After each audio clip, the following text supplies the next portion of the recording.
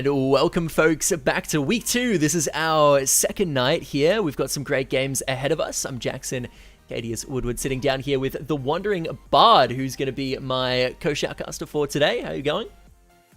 It's great to be back on the Uni League, Kadius. It's been a little bit, and after a fantastic Season 1, I'm ready for more great Uni League Dota.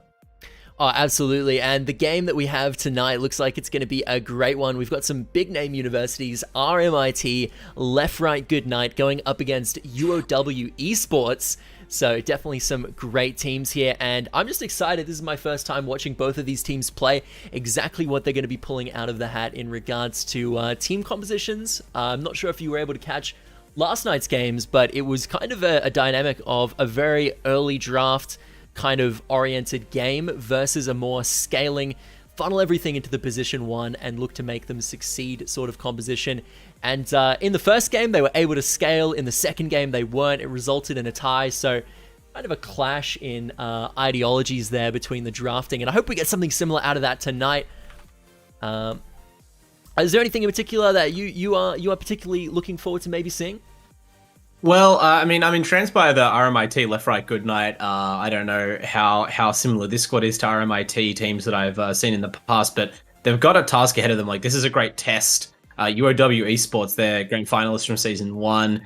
Titans of the Uni League, such as they are, players like MBTW have been around for quite a while, and they certainly have like an established style themselves, so they will not be, like, I'm sure, faltering in their team comms or in their approach to the game, whereas newer teams often at the start of the season take a little bit of time to figure out, who on their team is sort of the priority, who they're going to build around in their drafts. And looking forward to see how firmed up Left Right Good Night are in that sense. Absolutely. Well, before we hop into the game, I think we should just take a quick moment here to mention the wonderful AEL Uni League sponsors for this season. And if you'd like to do the honors, Bard, definitely take us away there.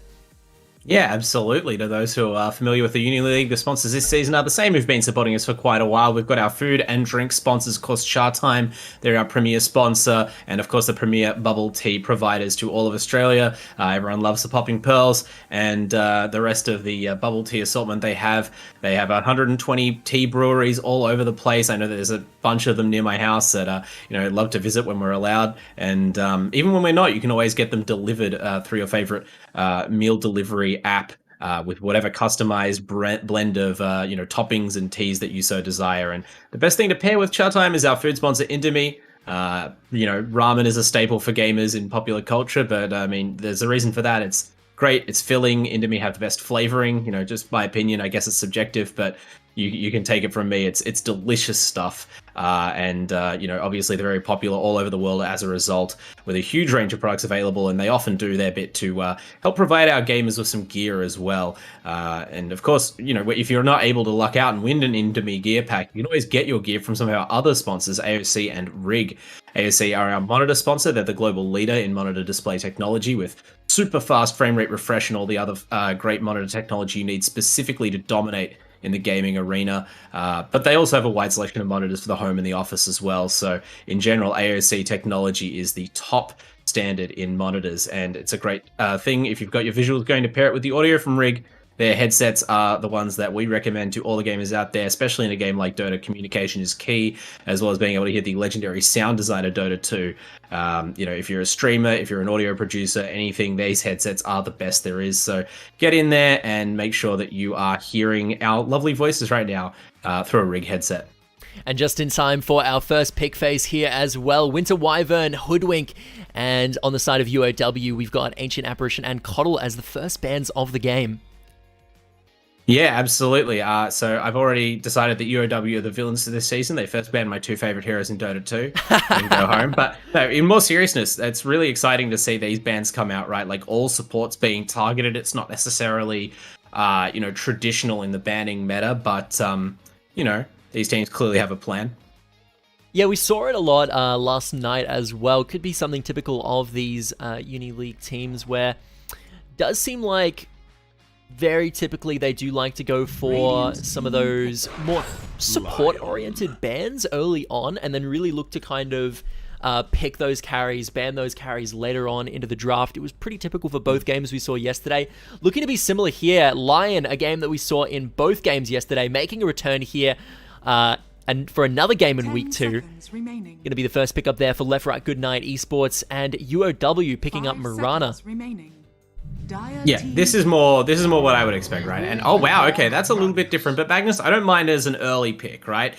And the reason I don't mind early picking Magnus is for the same reason, I suppose, that you'd first pick Lion and Marana, the same reason that you'd ban most of those supports. It's the relative versatility of these heroes, as we see Conquer out to match it, right? You want to first pick heroes at the start of the phase that are flexible, so you reveal less about your draft, but even though Magnus reveals a lot, right? It's a very inflexible hero. It's almost so inflexible that you're minimizing the damage, right? If you're going to pick Magnus at any point in the game, you may as well pick it at this point because your opponent is going to, know the known quantity of the Magnus, and hopefully you have a second core later in your draft that's actually the focus that's going to benefit from that Empower, and you can hide that pick for later on.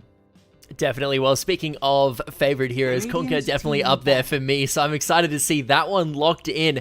And he's definitely a hero that still does kind of hide a little bit about your draft, like you were just saying, where, he can be taken in those support roles, or he can be taken, to position 2, max that Tide Cleave, just farm out those waves like it is no man's business, and really start to scale up with some of those items, maybe get a bit of crit, get an armlet, or he can go for much more of that kind of CC oriented support role. So going to be interesting to see where UOW are planning to pilot him. But we've just gotten into our second phase of bans, and it does look like a few more carries are actually getting taken off the board this time. What are your thoughts there? Yeah, I mean, it makes sense, right? You sort of outlined it earlier. I should have been more clear when I was talking about those early bans. It's more the specific supports that get taken out, like the respect being given to heroes like Coddle and Hoodwink that aren't necessarily, staples.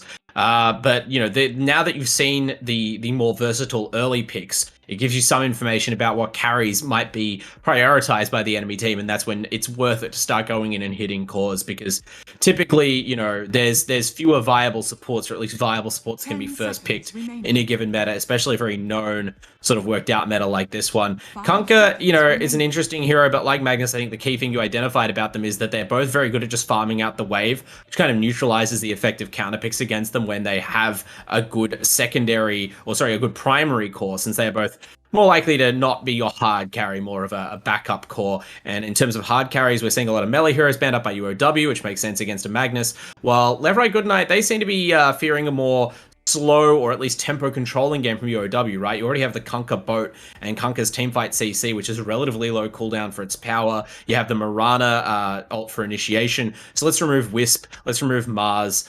Don't let these other low cooldown teamfight dominating heroes reach the draft.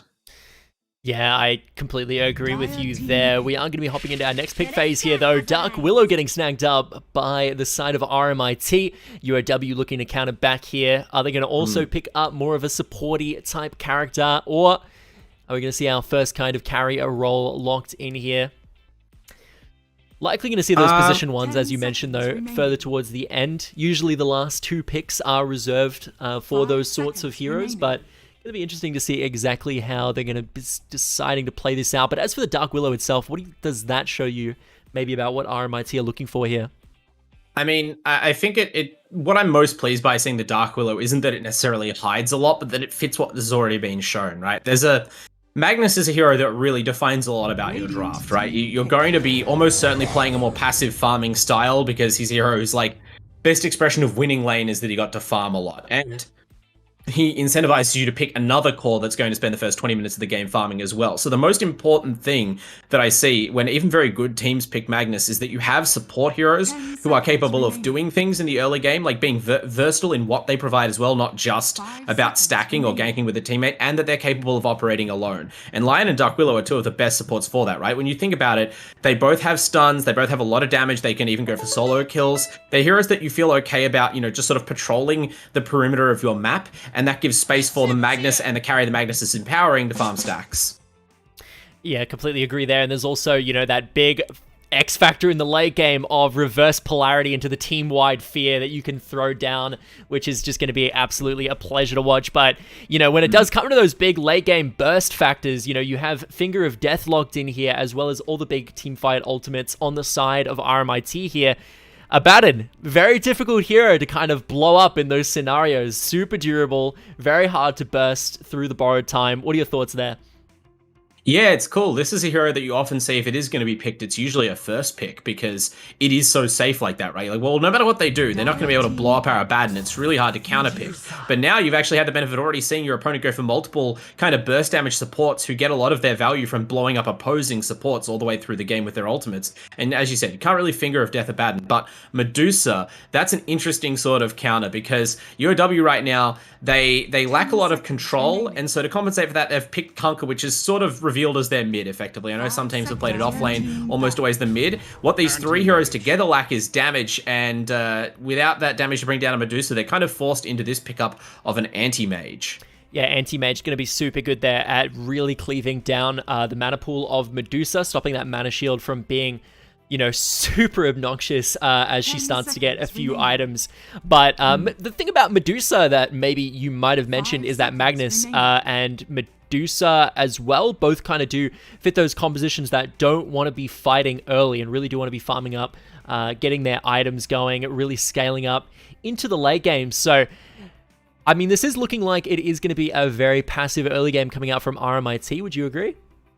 Yeah, and that's why I'm not surprised by the Animage pick because, like, on its face level 1 thinking, you look at that Medusa and you look at the Animage, like, oh, Mana Shield versus Mana Burn, natural counter. And, you know, you have the ability to blink away from the Mana Shield. You are a super mobile carry who can go anywhere on the map that you need to be, as opposed to Medusa, who's an extremely passive hero that not only moves slowly, but kind of drags the whole team around in her orbit. But at the same time, there are ways in which Medusa is not really countered by Animage at all and can in some cases make Animage very awkward to play, and it is all about those exact timings, right? As you mentioned, you're not going to be taking advantage of the Magnus and Medusa passivity directly with an Anti-Mage, whereas like otherwise I'd say these first three heroes pretty good at running into the opposing side of the map, pretty good at running uphill into her jungle. Animage doesn't really want to fight that early in most cases, and by the time Animage is ready to get even the split push part of his game online with like B Fury Manta, if it's a good Medusa game, if you haven't disrupted her and she's benefited from Magnus farm, they could be ready on Left Right Goodnight to group up as 5 and start deathballing down lanes, which is usually the best way to destroy Anti-Mage, right? Like, your team out-pushes him in most cases,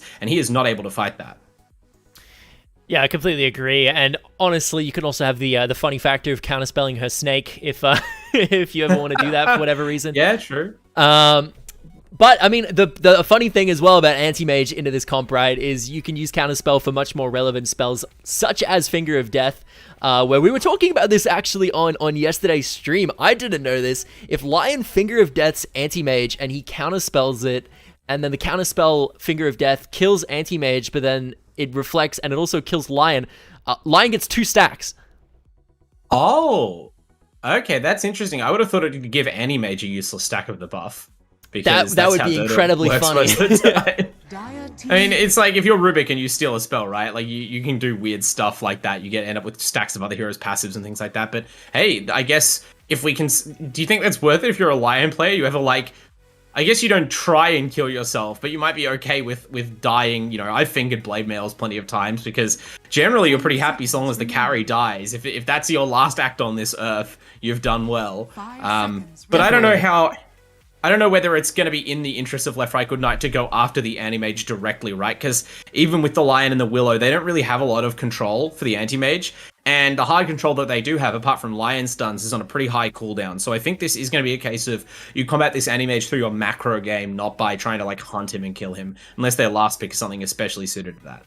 Completely agree. It does look like Doom and Sand King are going to be the takeaways for RMIT, and then Puck and Ember Spirit, the final 2 bans for UOW Esports here, as we head towards the final phases of the draft. Now, these last 2 picks here, based on what we just saw out of the final stage of bans, what are you expecting? Batrider certainly was not something I was expecting, I'll tell you that much.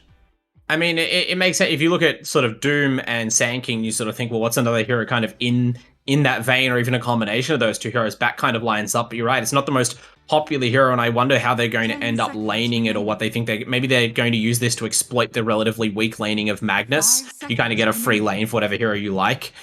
This final pick from Left Right Good Night, I think, should hopefully be something that can skirmish, right? Because right now they fight on a very long cooldown, and they are vulnerable, even against an anti-mage who, as we mentioned, sort of not the most team fight focused carry. The other 4 heroes can run at you, so you want something to discourage that without having to, you know, shake the RP in their direction, because that's awkward. And Venge is pretty good, right? Like, you don't think like, oh, Vengeful Spirit, huge team fight spells, but all of her abilities are so powerful in the early game, like. And even if you consider it like a third support nearly, more so than a core, it does buffer that early game strength a lot, as well as providing the auras to Medusa in the late game. Yeah, completely agree. But, I mean, Vengeful Spirit getting locked in here does mean we could be seeing some potentially exciting swap plays. That's always fun to look at in the late game. But I definitely do like the look of both of these drafts. I gotta say, the CC potential out of this UOW lineup is a little bit ridiculous. You know, if you get hit by a Marana arrow that leads into a Kunkka ship, a Kunkka torrent, leads into maybe a Batrider lasso, you could basically have someone not able to play the game for a considerable amount of time. But we are about to hop into the game, folks. Make sure you are showing your support for which team exactly you think is going to be coming out on top. And, you know, I personally have no clue, because this could go either way. I think, you know, one team does outscale the other, but the other team does have the tools to be able to kind of get under them, and that's, in my opinion, some of the most exciting Dota that you can watch. But we are about to hop into game here and see what. I just like the fact that. Oh, go on. Sorry, I was going to say that like, this is one of the very few times I think I can even remember like a last pick Vengeful Spirit, right? Because this is another hero that's kind of like Magnus, where even if you're playing it in a core position, you're often happier picking it early, because it's kind of a hard to really shut down. But, like, I like that. I don't know whether this was their plan all along. It may have just been a reaction pick to counter Batrider and the amount of CC that you mentioned them having. And in that case, I'm even more impressed that a team has the confidence to just be like, oh, you last pick Batrider? Fine, here's swap. Deal with that. We do have Magnus leading a charge here. Interested to see where these cores line up in lane. They're gonna walk into Kunkka. Kunkka walks into 5 members. The spike does land into the Willow Root, and this is more than certainly going to be first blood onto Gubalar here. It goes over to Slain on the Lion. Yeah, it's always great to get first blood like that. You can't really overstate the impact of it, because, you know, it is only a little chunk of golden experience points. It quickly balances out over the lanes. But, you know, if you give it to someone like a mid laner, or in this case a support who really benefits from buying boots early, it can turn the early game a little bit. We'll see what they do with this momentum. Unfortunately, just checks high ground a little bit too eagerly there. Could be more going on here, though. Does not have the Aphotic Shield available here as he is running away. The right clicks are going to be coming through from Hungry Jacks, and they pick up their second kill of the match. Yeah. I don't know if it's worth it for the bounty rune, right? He risked it for the biscuit after they saw they had the arrow hit, but yeah, I mean, at least you did pick up the bounty rune that you committed for. You still give a lot of that gold right back to the enemy team, and I'm sure Medusa, that's where the golden XP starts to add up. If you're getting multiple pre-horn kills, that can affect your laning phase. Does look like the Vengeful Spirit is going to be pos 2 in the mid lane here, which is something I didn't expect out of their draft. What are your thoughts there? Yeah, this is the one combination I didn't consider. I'm used to, like, safe lane Vengeful if you're going to have Venge as a core, or perhaps, like, mid lane Medusa if you want to give her the XP edge, but I don't know, maybe the Medusa against Kunkka matchup is too punishing with how static and slow she is. They didn't want to put her in that position, or they just wanted to really bully Gubala's Kunkka, but Magnus off lane, that's what I'm going to be watching, right? This is a hero that needs, like, a soft lane, and typically putting it in the hard lane, dual lane, isn't what you want, even with a strong support like Willow. Definitely see how he goes here. Did pick up that Quelling Blade, so you can imagine this Magnus is not going to be going a very supporty type build. Really going towards that position 3, trying to pick up some great carry-ish items as we head into those team fights and look to just explode some of the health bars here of UOW. Yeah, we see Lion going down in the bottom lane there to Billy the Brawler on the Batrider. So, you know, I mentioned the Batrider's laning phase might be difficult, but against a, you know, talk about exploiting the positioning of static heroes in the laning phase, Batrider certainly want to do that. Getting a kill on the support early helps that all the more, and that was even through the early magic stick, so nothing Lion can do apparently, even knowing you're against this deadly foe. He actually, does he have 2 sticks? He has a wand and a stick. Oh, he's bringing it to Medusa, surely. Would expect that to be the case. Either that or he's just got one for each hand. I'm not too sure. No, it is Medusa's stick. Yeah, okay. That's a good spot. I didn't see the owned by Hezbollah there for a second. I'm like, what's going on? But, Willow at the top lane actually found a bit of more than she can chew. He's getting chased down here. The slows getting applied by Divine Llama.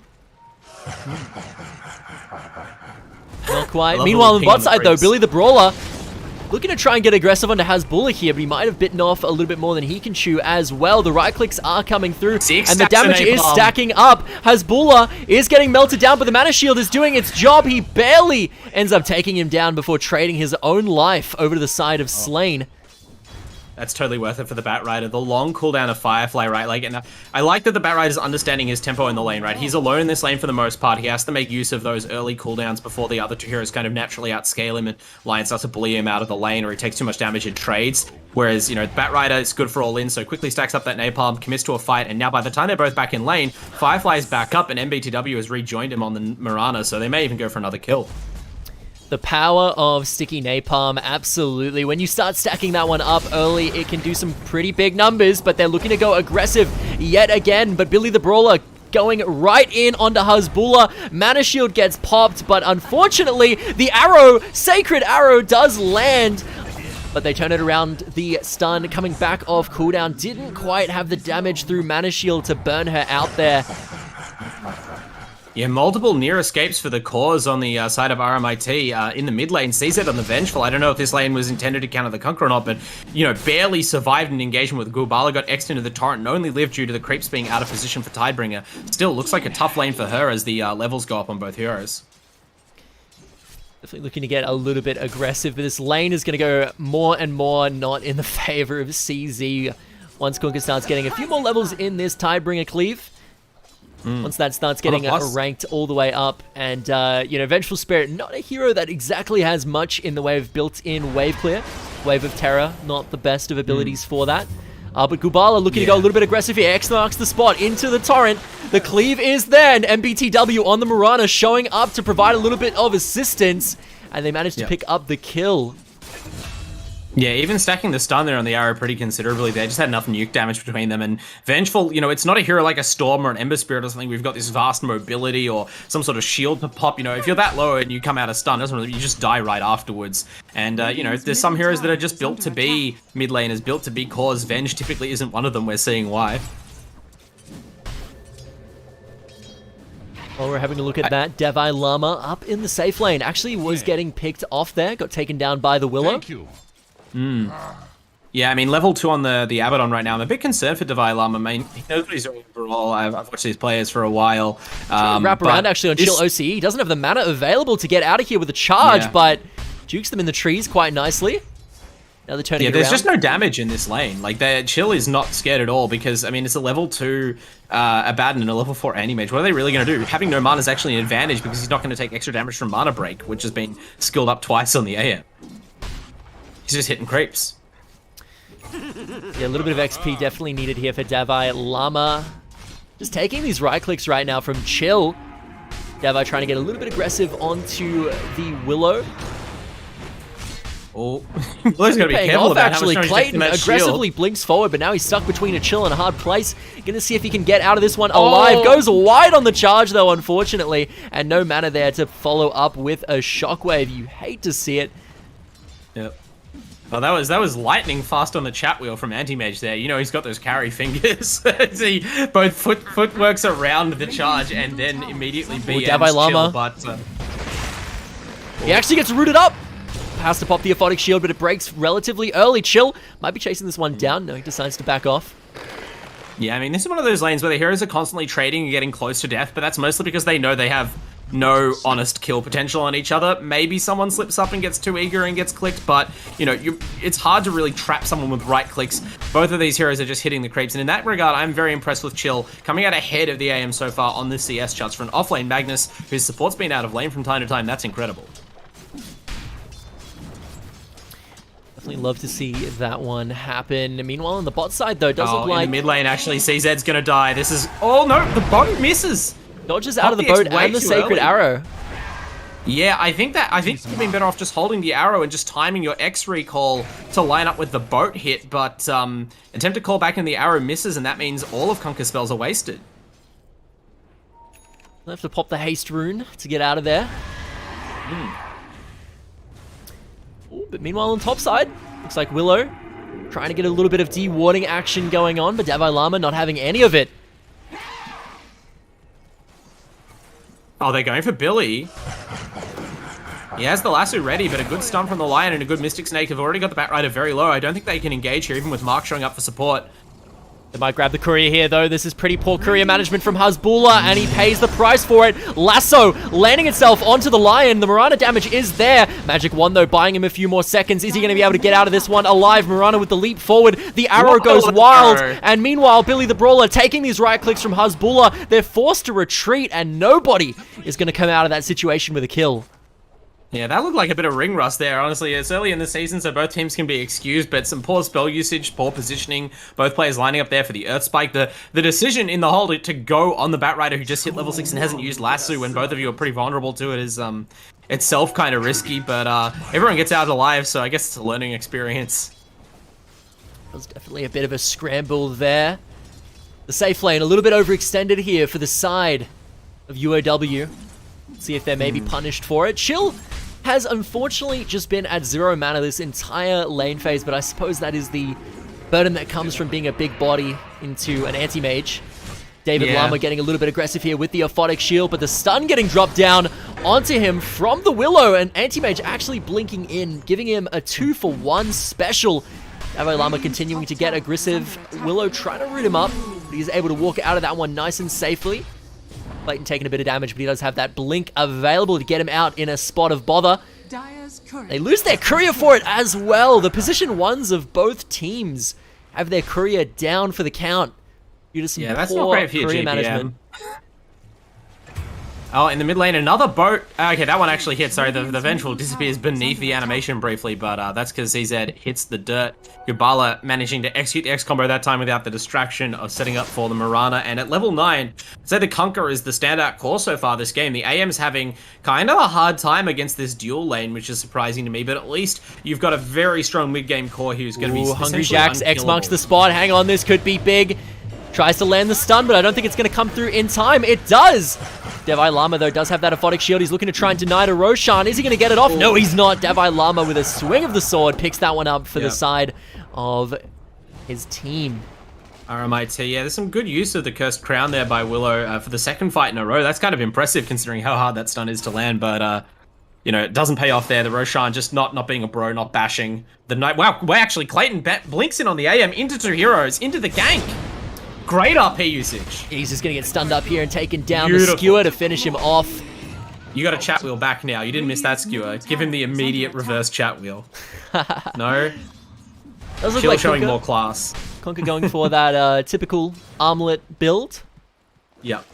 Good early power on that hero, but does look like they've got 3 members topside right here. They are hungry, looking for maybe this tier 1 tower. Yeah, tier 1 in the mid would be good, right? Because they've got to open up the map. Their AM, the thing about the AM versus Medusa, the matchup, the teams, the way that you play is often informed by your carries, and Medusa needs her space on the map to be protected for her to keep up with the AM's farm. Whereas even if you take down AM's tier 1 towers, he'll just blink around the map and find farm wherever you aren't. He's way less vulnerable to being pressured in that way. So I really like bringing the Abbot onto the mid lane, applying that curse to the tower, and taking advantage of your Kunkka, right? He's the strongest core on the map. He needs to be the one you're playing around, but you're playing in such a way that advantages your AM relative to the Medusa. Yeah, Kunkka absolutely massive right now. 90 CS, almost 30 up on the next highest member, which is both of the cores. Highest level in the game by a full level as well. Highest level in the game. Definitely super strong. Look at this efficiency right now. Farming 2 camps at once. What a genius. But meanwhile, on the top side, CZ in a spot of bother. Billy the Brawler after him here. He does try to pop the TP to get out of here. No mana for Lasso, so he's going to get out of there nice and safely. I would simply have a mango on me. I don't know. That's unfortunate because he had the lasso ready, right? You watch the enemy mid laner teleport out right in front of your Batrider when he has the lasso cooldown available. I'm having words with Billy. Does have the clarity given to him by Davai, I believe there. A little bit of a pro support play. Yeah, like here you go, mate. So clearly you're missing some mana there. Oh, Slaying is actually going to get caught out here. Doesn't have the lasso, not enough mana this time. They're going to actually lasso him to high ground. He's stuck up here, pops the spikes to try and delay the inevitable there, but the burn is just going to come through. Wow. And he's going to get taken immediately down. makes amends. Ghost Ship goes through. Hungry Jacks almost gets caught out. It is going to catch CZ. Does pop the magic missile onto the Bat Rider. No lasso available. Might look to try and get a return kill into Hungry Jacks here, but a good usage of the wand keeps him alive for a little bit longer. But there comes Mirana jumping in just in the nick of time to finish off that kill. Chill is going to be next, but he gets the skewer to get out of there. CZ gets caught by an X marks the spot. That's going to be a torrent, and the rest of the damage, no, not enough. They're not going to be able to follow up on that one, but the TP comes through from Slain, pops the Hex, forces out the borrowed time on Davai Lama. Now they're waiting for that to expire before chasing him down. Finger of Death to finish off the deed, and he is going to get absolutely taken down. And now we see RMIT finding themselves a return kill onto their Willow. I still think that engagement is in the favor of UOW though, quite decidedly, and it's because again of how these relative carries perform, right? We sort of both teams are trying to play the game where they're enabling their farmer. That's why we picked AM into Medusa. We're going to out farm instead of just outright aggroing them down. But just by taking a team fight in Medusa's part of the map, Hasbulla had to stop farming and contest that, right? It was a great use of Stone Gaze, right on the high ground where you want it to be. But in the end, it was still like a minor trade that was relatively even, and the AM was farming bottom the whole time. Oh, Billy, though, will die to provide some space.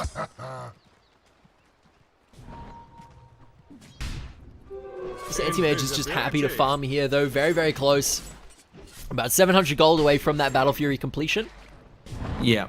Trying to recover from, like, what was a relatively mediocre lane, right? The Medusa got an early lead out because of that, but that lead has been eaten up, and the great team coordination for UOW, this is what I'm used to from them. They really understand what each member of their team needs to do, and they're doing their best to, recover the game state. Spot onto Hasbulla, though. Here we go. Ghost Ship looking to make its mark, and it does indeed. Petrifying Gaze is going to lock up the Abaddon for just a little while longer and allow reinforcements to arrive, but it might not be enough here as Gubala forced to retreat out of the team fight, and Mirana finding herself maybe in the middle of too many heroes.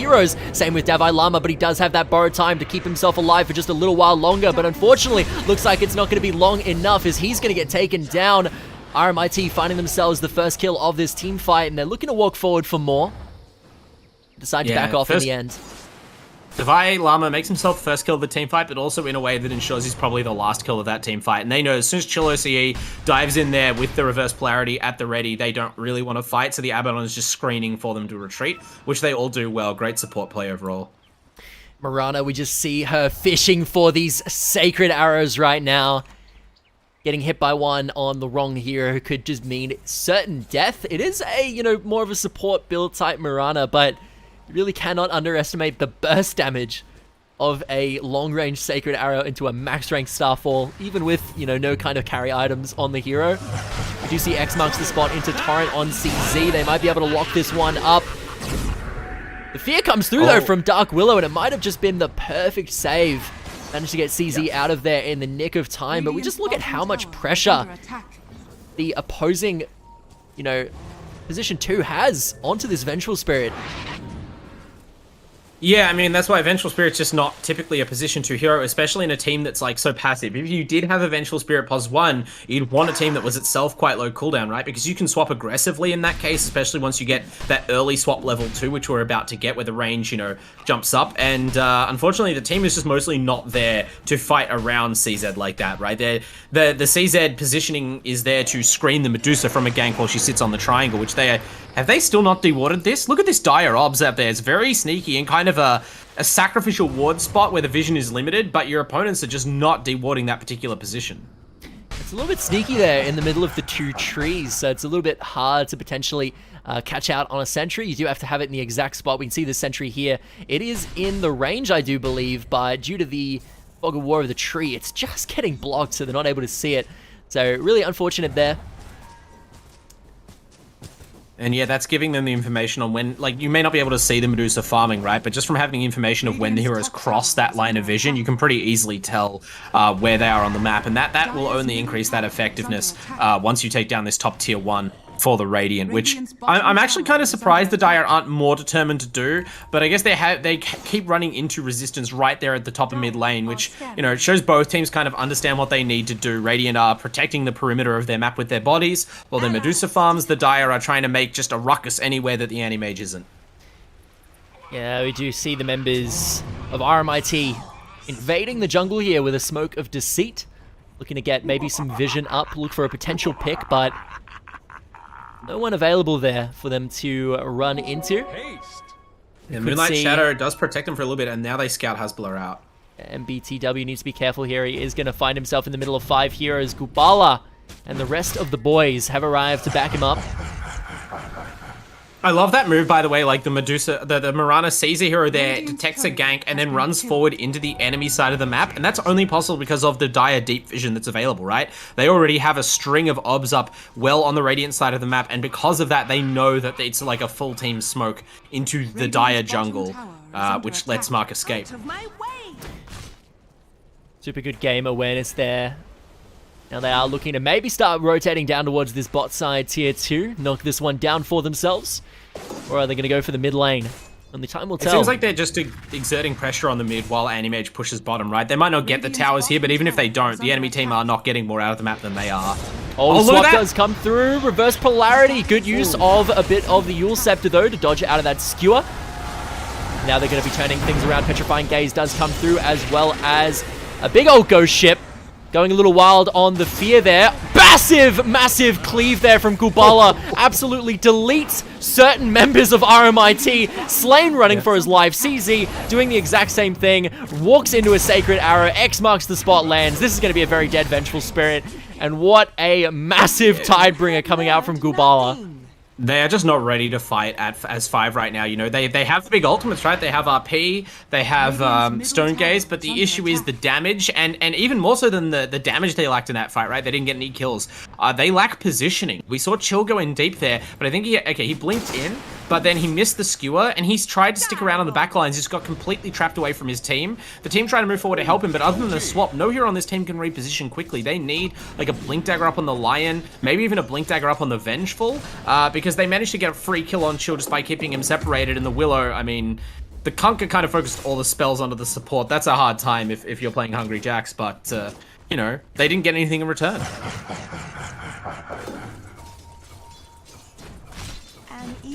Dire up 9k in 19 minutes. I mean, it was relatively even at the end of the laning phase, but since then, we've just seen not a lot get done by the Radiant overall. Like, the Medusa's been keeping up her farm at an okay level, but everyone else has fallen off massively, including the Magnus and the Vengeful, which is a real issue, right? Like, CZ, you're always going to struggle to keep up on your farm when you're playing core Vengeful. She's just not built with a lot of farming or wave clear tools, like you said.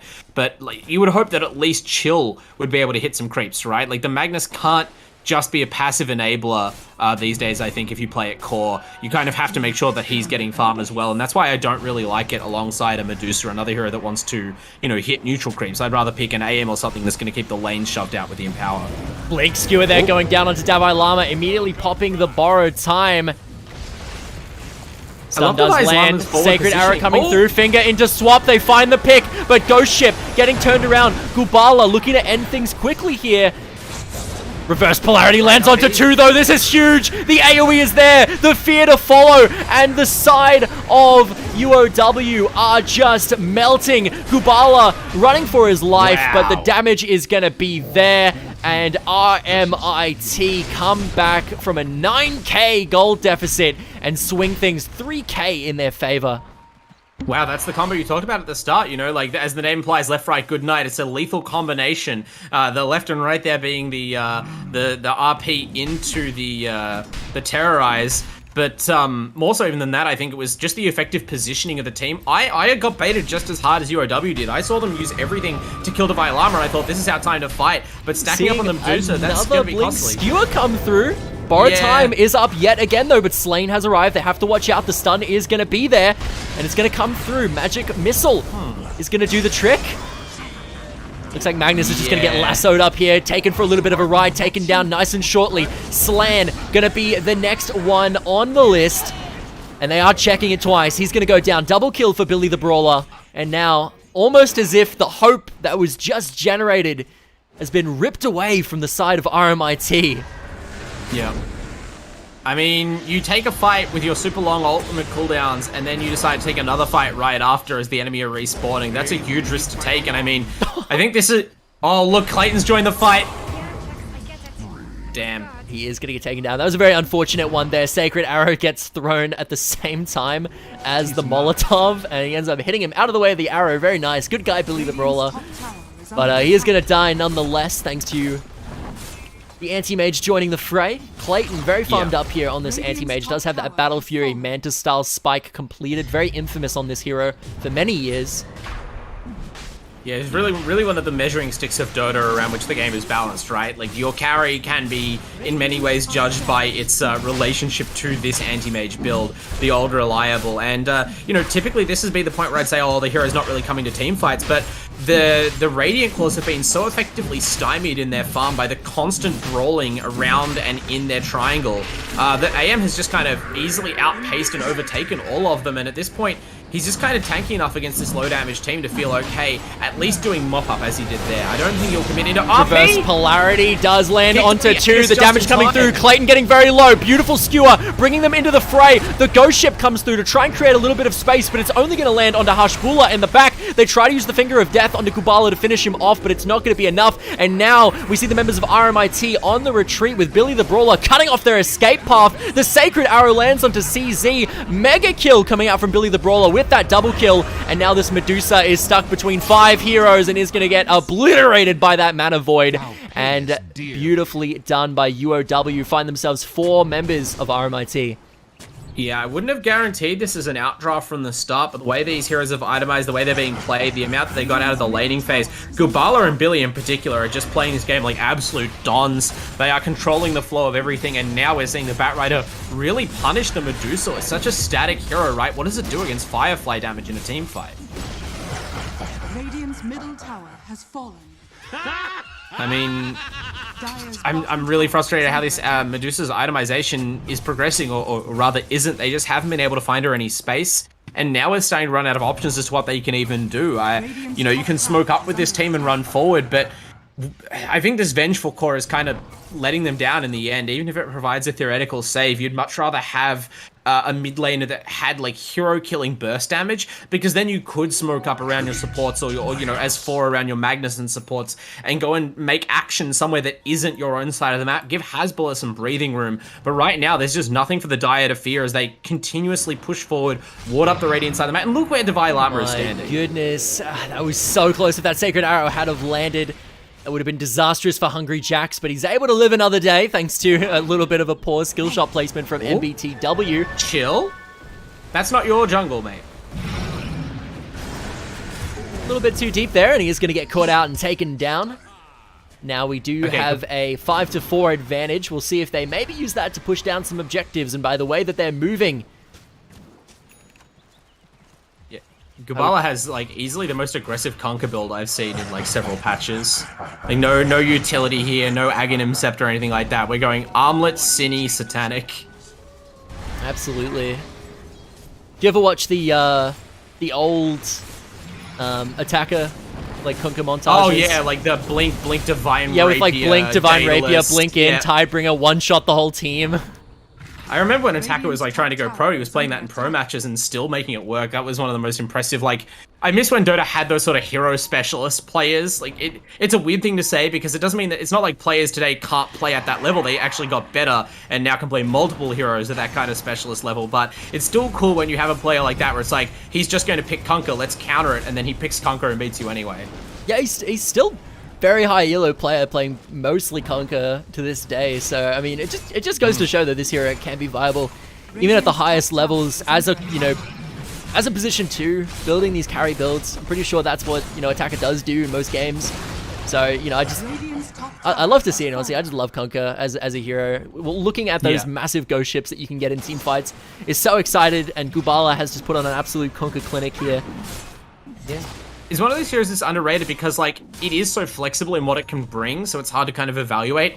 And the way that it impacts the game is in even though Ghost Ship's a really big, impressive teamfight spell, and now you get things like Torrent Storm, I do feel like its impact is more incremental. It's about the laning phase, it's about the creep clearing, and just being a hard-to-kill target that shoves out lanes really fast, about the run damage blocking in teamfights. You know, these are the sorts of things that are harder to spot at a distance, but, you know, the hero is very powerful when you judge it by win rate. Absolutely. We do just see Kunkka hitting level 20 though, and we were talking about the Tidebringer cleave damage, and plus 70 Tidebringer cleave has just been locked in for the Kunkka. Yeah. So this guy He's having fun. He's going to be hitting absolute truckloads in these next few team fights. Literal trucks. This, even like this scimitar, literal trucks will be flying at the enemy team. Truckbringer. Truckbringer. I like that, actually. It'd be good if you get like a sound mod. Just every time you go and do the cleave, instead of playing like the gunshot noise or whatever, it's just a big truck horn, just like 2400 crit, like kills 2 of your support heroes outright. Good stuff. Definitely would make a lot of sense. But other games would have that as a skin, but kind of being a little bit passive right now. Just really looking for something. Moonlight Shadow used to move around this map, clear out these waves with relative safety. I mean, this is kind of just a feature of Dota for the last couple of years, right? It used to be that teams in this position would be like immediately looking to high ground, but then I think everyone realized that is by far like the most dangerous thing you can do, even if you are ahead 16k at 27 minutes as they are right now. And there's no real reason to force the issue like that if you're not playing an early game deathball lineup. Like, this Animage and Kunkka still have room to grow, as evidenced by their itemization, right? AM is going here for a Skadi. Kunkka, as you mentioned, not only critting a lot, but doing so with a really tanky build. This isn't the Glass Cannon Blink Rapier. This is, you know, all strength items Kunkka now building into more effective HP with the Assault Cuirass. So once they get that next item timing, once they get the next Aegis, maybe then they'll look to high ground. And until then, we can enjoy watching Hasbulla, you know, crawl around his high ground, wondering what went wrong with the game. I do definitely hope he goes like Daedalus last item though. I'm gonna be crossing my fingers a little bit for it. I'm not gonna lie to you. I do just want to see him one shot. You know? I do just want to see him like one shot the entire enemy team with one auto attack. That's the dream. Yeah, well, for your sake and his, I hope he gets it. I know Gubala loves that kind of big hype moment, and yeah, in the Uni League, you do get to see that kind of thing sometimes. That is part of the nice thing about this league, is especially the stronger teams, especially in the group stages, they do use it as a chance to experiment a bit. This is the league where I first saw, for instance, like TA Aghanims when that got added to the game, and stuff like that, you know? You just see a bit of different Dota. Step lively now. Your admiral is on board. Love to see it. It's see these players all fairly young as well. Australian. Can definitely future of the scene in some ways. Could definitely be going places. I mean, you know, Australia, we have produced. Look at this lasso. This actually could be the high ground early if they bring down the Magnus. Yeah, Chill does try to pop the skewer here onto the Abaddon, but Abaddon doing Abaddon things. Very difficult to kill. Gets swapped in under the tower, gets the magic missile, but here comes Borrowed Time. That hero just too difficult to kill, unfortunately, and they managed to chase down the other 4 members to hide back under their ancient tower, and this is going to be that high ground push you were just talking about, Bud. Yep, Chill bought out for a BKB, and then the worst thing possible happened. He got caught by the extra cast range lasso from the Octarine Core, maybe even the move speed. Oh Spider my goodness! Wow. Gubala, he landed the X marks the spot into the turret, and unfortunately, Willow was still untargetable, but he just said, I don't need to target you, and just hit a creep in front of her, and all of her health went bye-bye from that Tidebringer cleave, and that is just, again, we're talking about the beauty of Kunkka.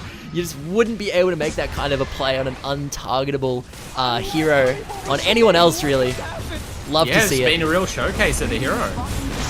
Big RP! 5-man reverse polarity into the stone gaze! What is going on? The finger of death comes through the ship to try and save things, but the BKB is there from Chill, and he is just gonna skewer Gubala under the turret, and it is gonna be a team wipe. What just happened? Misclick, yeah, sure.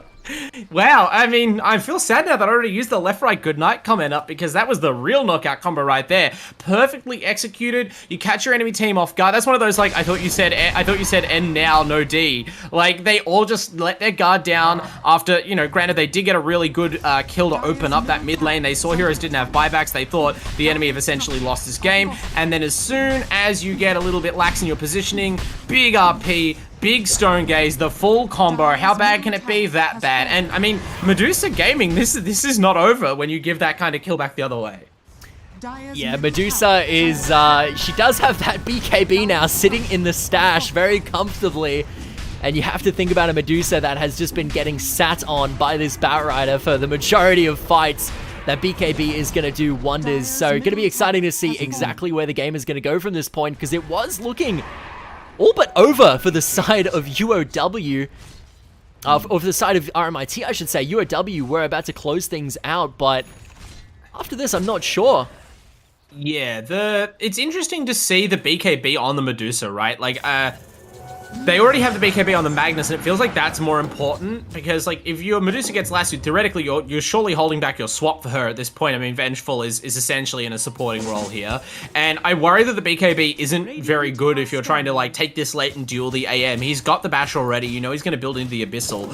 Your BKB is not really going to help you. I mean, it makes you a bit tankier, but I don't know if it's what you 100% need. I feel like they really need a lot more damage out of her, but granted, you know, they need to not lose the game in the next fight, and BKB is often the item that you go to when you need that immediate power spike. Level 20 locked in here for this Medusa. 2-second Stone Gaze duration increase, but here we go. Moonlight Shadow. Oh, big Moonlight is getting Shadow brought through from the side of UOW. They're gonna catch Hasbro. They are going to get the lasso there onto the side of this CZ, and he's going to get taken down. Nice little pick there for sure. That's kind of the big factor of Billy on this Batrider, you know, in the late game, is lasso is just such a good catch tool. And we're seeing it really well utilized here by UOW. Yeah.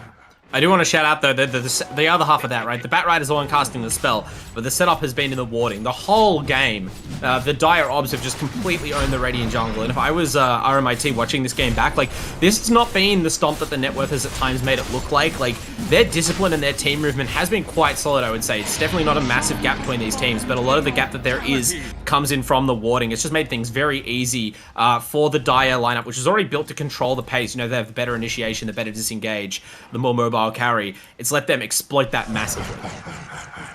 Yeah, the vision game in general has definitely been pretty immaculate from UOW. We've seen them take over this jungle on more than one occasion and really use their full capacity for this catch comp to snag out these picks with the Conquer, with the Batrider, with the Mirana, making use of the Moonlight Shadow to constantly be invading into the jungle, and when they do, they are laying down this vision. Oh, Hasbulla has the Divine Rapier queued up. This is what we like to see. Bold moves. I mean, that is one reason to buy a BKB. That is. I definitely support the BKB choice now. I would not go the Divine Rapier before buying that item. I can kind of go with the Rapier pickup here. I mean, yeah, that's the damage. It is one of those situations where, you know, your back's against the wall. You're either going to win this game big, or you're going to lose the game slowly. And yeah. I think Hasbulla here is just going to be going all out, picking up that Rapier and saying, you know what, if I die, the game's probably over, but if I don't die, we can win. Yeah, there's such a thing as an educated risk to take, and it's important to know, like, when you're too far behind to really have a hope of coming back with, like, a conventional safe item build, right? Does get the skewer, but the X marks the spot, is going to be there. They use the Yules to cancel it, though, and now Clayton is caught in the middle of the team. There's that lasso landing itself onto CZ. He's going to get taken out in the middle of the fight, and unfortunately, it does not look like they're going to follow up for too long, or are they? Medusa getting caught from downtown by a beautifully placed Sacred Arrow, but here we go. There's that combo. The Fear going just a little bit wide, though. There's the Petrifying Gaze. Does find itself onto multiple members of the side of UOW, and now they're looking to maybe re-engage here. Sacred Arrow finding itself onto the Magnus. They're after Slain. Glimmer Cape buying him a moment of time. Clayton barely living thanks to these Abaddon heals coming through, and Hasbulla very tanky with that mana shield, but unfortunately not tanky enough. That was so close. AM's base attack timer is so good. He bashed the Willow out of Terrorize at the last possible second. Just rolled the dice on that. And that, I mean, I don't know if they would have lost the fight afterwards, but he really muted that great RP from Chill. Hasbulla getting caught out here by another X, and look at that mana burn! That is the power of an anti-mage with Manta style getting pushed into the fountain, but he has Blink, my friend. He's just going to get right out of there, and now this is going to be a little bit of fountain camping coming through. Not a whole lot that the side of RMIT are going to be able to do in this game, and it does look like this one is going to be going over. Game 1 to UOW. Yeah, I mean, a really solid performance. Not to take anything away from RMIT, they definitely showed some potential for huge teamfight combos, right? I would not be ruling them out in game 2 if they can execute like that with maybe a slightly better early game to back it up, or a more versatile draft. But yeah, UOW, I think they really read the draft well. They knew exactly what they had to do, and they were able to first assert themselves over the enemy and then like really never let the pressure off. Yeah, super well played there by those teams. Is there anything that you want to particularly pay notice to in the scoreboard here before we try and hop into a break and then set up our second game of the night? Yeah, your mid lane Vengeful Spirit went 0, 8, and 14, which is, you know, kind of the stat line you expect from a Vengeful, but not really the stat line you expect from your mid. So that just says whatever your plans for that hero were, you weren't really able to sort of make it more than it typically is in a supporting role. And when you get the same thing out of your 2 as you expect to get out of like a 5, it's no surprise to me that you ended up losing. Well, I mean, absolutely honest there, truly, from Bard. But I definitely do agree with you there. The Vengeful did seem to play more of a supporting role, mostly just there for that Wave of Terror, the Magic Missile, the swap, not really utilizing any of those carry items per se. So definitely can. I just want to emphasize that's not a knock on CZ, right? Like I'm not trying to shoot the player down here. It's a Vengeful Spirit. What else do you do with it? Yeah, no, 100% agree. Like, the hero was just really played to kind of how you would typically see the hero play, just in other roles, and wasn't really utilizing, the ability to farm out that mid lane to exactly the kind of potential that we saw Gubala really take it. And we can see just even in looking at the inbuilt Dota 2 hero levels here, I'll make the game even a bit bigger so you folks can see. He is the highest mastery of his hero, aside from the anti-mage, in the game, level 12, and everyone else is, not nearly close to that, but obviously, Kid, loving his anti-mage, definitely a pick that he's played a lot, so might see maybe a little bit of drafting around that happen as we head into some more of our games. But I think what we're going to do is we're going to mention our sponsors one last time and then throw it over to a break while we head into setting up our second game. So Bart, if you want to do the honors of that, of running through exactly who is gracious enough to support us here for the Australian Esports League Uni season for season 2. Of course. I mean, for those who weren't here at the start, you got to rep the food sponsors. If you're looking for something to do during the downtime between game 1 and 2, make sure you go and order yourself a bubble tea delivered from Chatime if you can. If not, mark that down to do it tomorrow. They're delicious. If you haven't tried them before, to give it a try, there's all sorts of different varieties that you can choose, all different toppings. And once you've got your favorite recipe locked in, I can assure you, you'll be going back on the regular for years. And Indomie as well, a great snack to pull out between games. Those delicious ramen noodles, heat up fast, prepare right between the 2 Dota games, not much of a break from the gaming, and they'll keep you going all night long. And of course, no better place to play your Dota than on an AOC monitor and through a rig headset. Thanks, of course, to our tech sponsors as well for supporting the Uni League and ensuring these great players have, an avenue to come up in the Australian Dota scene. Couldn't have said it better myself, folks. Well, we'll see you in a couple of minutes while we set up this second game. And until then, I hope you all are having a wonderful time tuning in. We'll see you in a moment.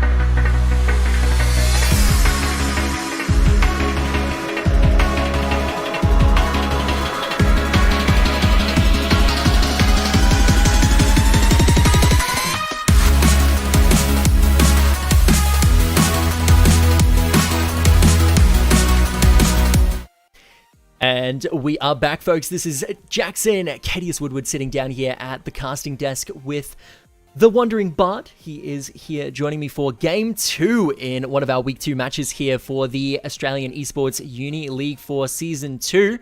We've got a matchup here between RMIT versus UOW, where UOW were able to actually take out the first game, but RMIT Left Right Good Night are looking to maybe take things back here.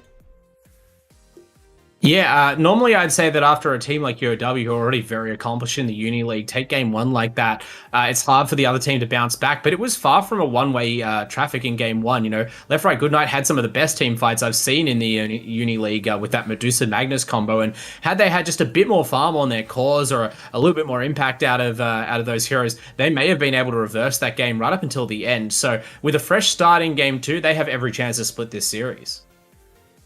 Yeah, and I mean, I'm going to be super interested to see exactly what they do. My eyes are going to be on kind of Gubala and Kid, because we saw a lot of hero proficiency on that Kunkka in the position 2 and the Anti-Mage on the position 1. And I'm going to be interested to see if maybe there's a little bit more drafting around that. But honestly, even though Magnus in kind of the position 3, not typically where you might see him, certainly not the kind of laning matchup that you might see him into, I definitely think the Magnus was played to a lot of great success in that game. Definitely we did see Magnus come out with some incredible RPs, and hopefully we're able to see a few more here, but we're just about to hop into draft.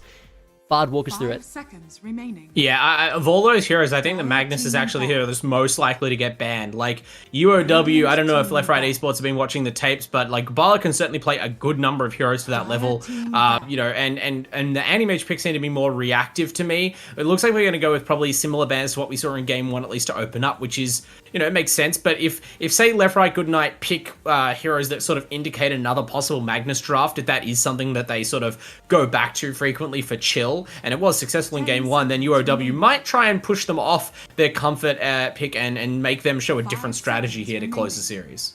Yeah, I wonder if this is going to be a Keeper of the Light ban like we saw in Game 1. It does look like they're going to go into reserve time already, and only the first round of bans. It is going to be Keeper of the Light once again. Followed up by exact same bans as last time, okay. Exact same bans indeed, no adaptions. So does that beg the question, are we going to see the exact same picks as last time? Well, if we do from UOW, it makes more sense. They are the ones who won with those drafts last time, but they decide to change things up almost immediately. Faceless Void first pick is a bit of a statement. Faceless Void first pick is definitely a statement. This is a hero that is a very kind of linear-ish in game plan sort of position 1, where you really want to be just kind of farming up for that, you know, the farming item, and then looking for a pick or a play basically every single time, you know, the dome is off cooldown, and, you know, really looking to just do something with it. Radiant team pick. Yeah, I don't hate the... Oh. Okay. Lion? Yeah, I like the Lion against the Void. Well, I mean, the Lion was also the first pick for Left Right Goodnight last game, and he's played decently well. I don't think that, like, Slane's Lion play was the issue for them or anything like that. So, and it's especially, it's a fine pick against the Faceless Void as well, right? Because, again, Faceless Void, you know, whether you're, when you're ganking a Void, right, you're either hoping to time walk away as soon as the stuns end, or hoping to reverse the flow of battle with a Chronosphere. So hard lockdown, and even the extra mana drain on top from the Lion is great for countering that. Some of the longest stun chains out of any individual support hero. And, you know, even solid against the Void in the lane because of that. In the Void pick, what I was going to say was, I view it sort of similarly to the Magnus. Yeah, you don't want them to really know about your carry early game to counter it, but also countering Void is more about countering the heroes around Void, because the hero's laning phase is pretty solid these days with the stats it gets in the time walk, and in the team fights and both, you know, when that farming phase of the game, it's more about killing off the team that are protecting the Void. Nyx Assassin, great for doing that. Yeah, Nyx Assassin is... I love seeing this hero, specifically the Aghanims, when he is able to get that Ags and go for the big berry plays in team fights. 50% damage reduction. He is so hard to kill, super durable, just incredible to see in team fights. And honestly, I don't think a borrowed Nyx Assassin dies in a Chronosphere very easily, so I think it's also kind of a good response pick there in that department, but I'm going to be interesting to see exactly what they're going to do here. Due to Nyx Assassin being picked, I would expect there to be not a lot of heroes picked here that are going to be mana reliant, like that Medusa, due to mana burn obviously being on the table from the get-go with the Lion and the Nyx Assassin. What are your thoughts there?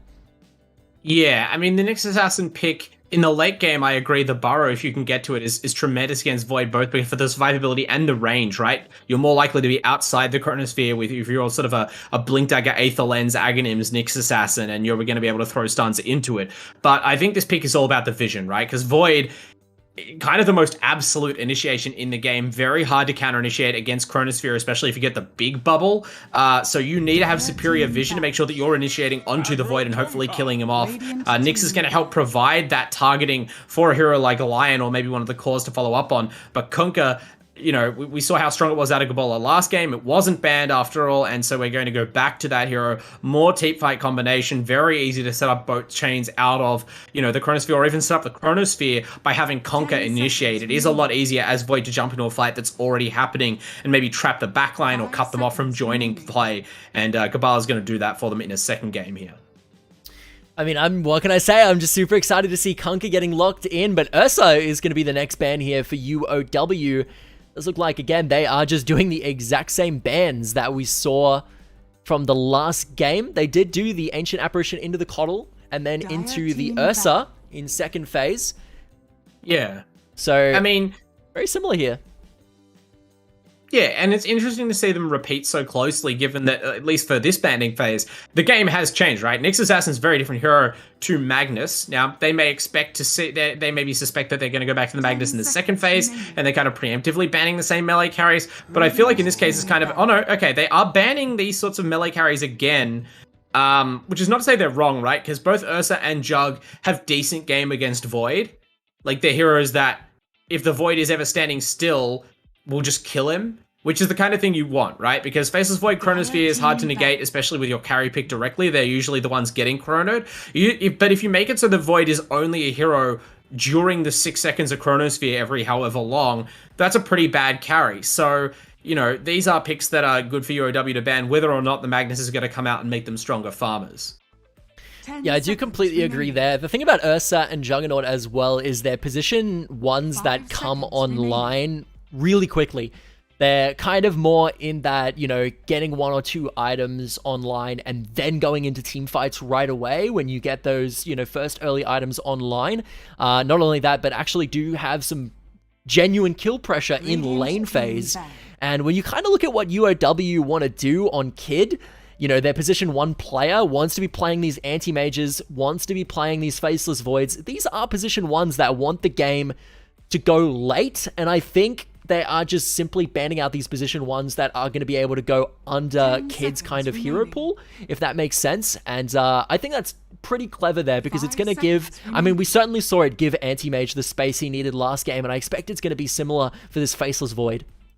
Yeah, I mean, I think I said it right before the first draft. UOW are a team who are very confident in playing as a unit, knowing their roles, and having a cohesive overall game plan. That's exactly what we saw in game 1, right? As you said, they played around Kid perfectly well, and it does seem like he has a knack for the farming-focused carries, the ones that are trying to avoid fights, just optimally kill off the creeps, pick up their items, and then sort of, you know, as we saw in the AM last game, start to join the fights gradually as they work a bigger and bigger advantage. So picking a hero like Nyx Assassin is a really great way to change that up and try and put pressure on. But UOW are going to, you know, do their best to prevent any direct aggression out of Left Right Goodnight with their bans.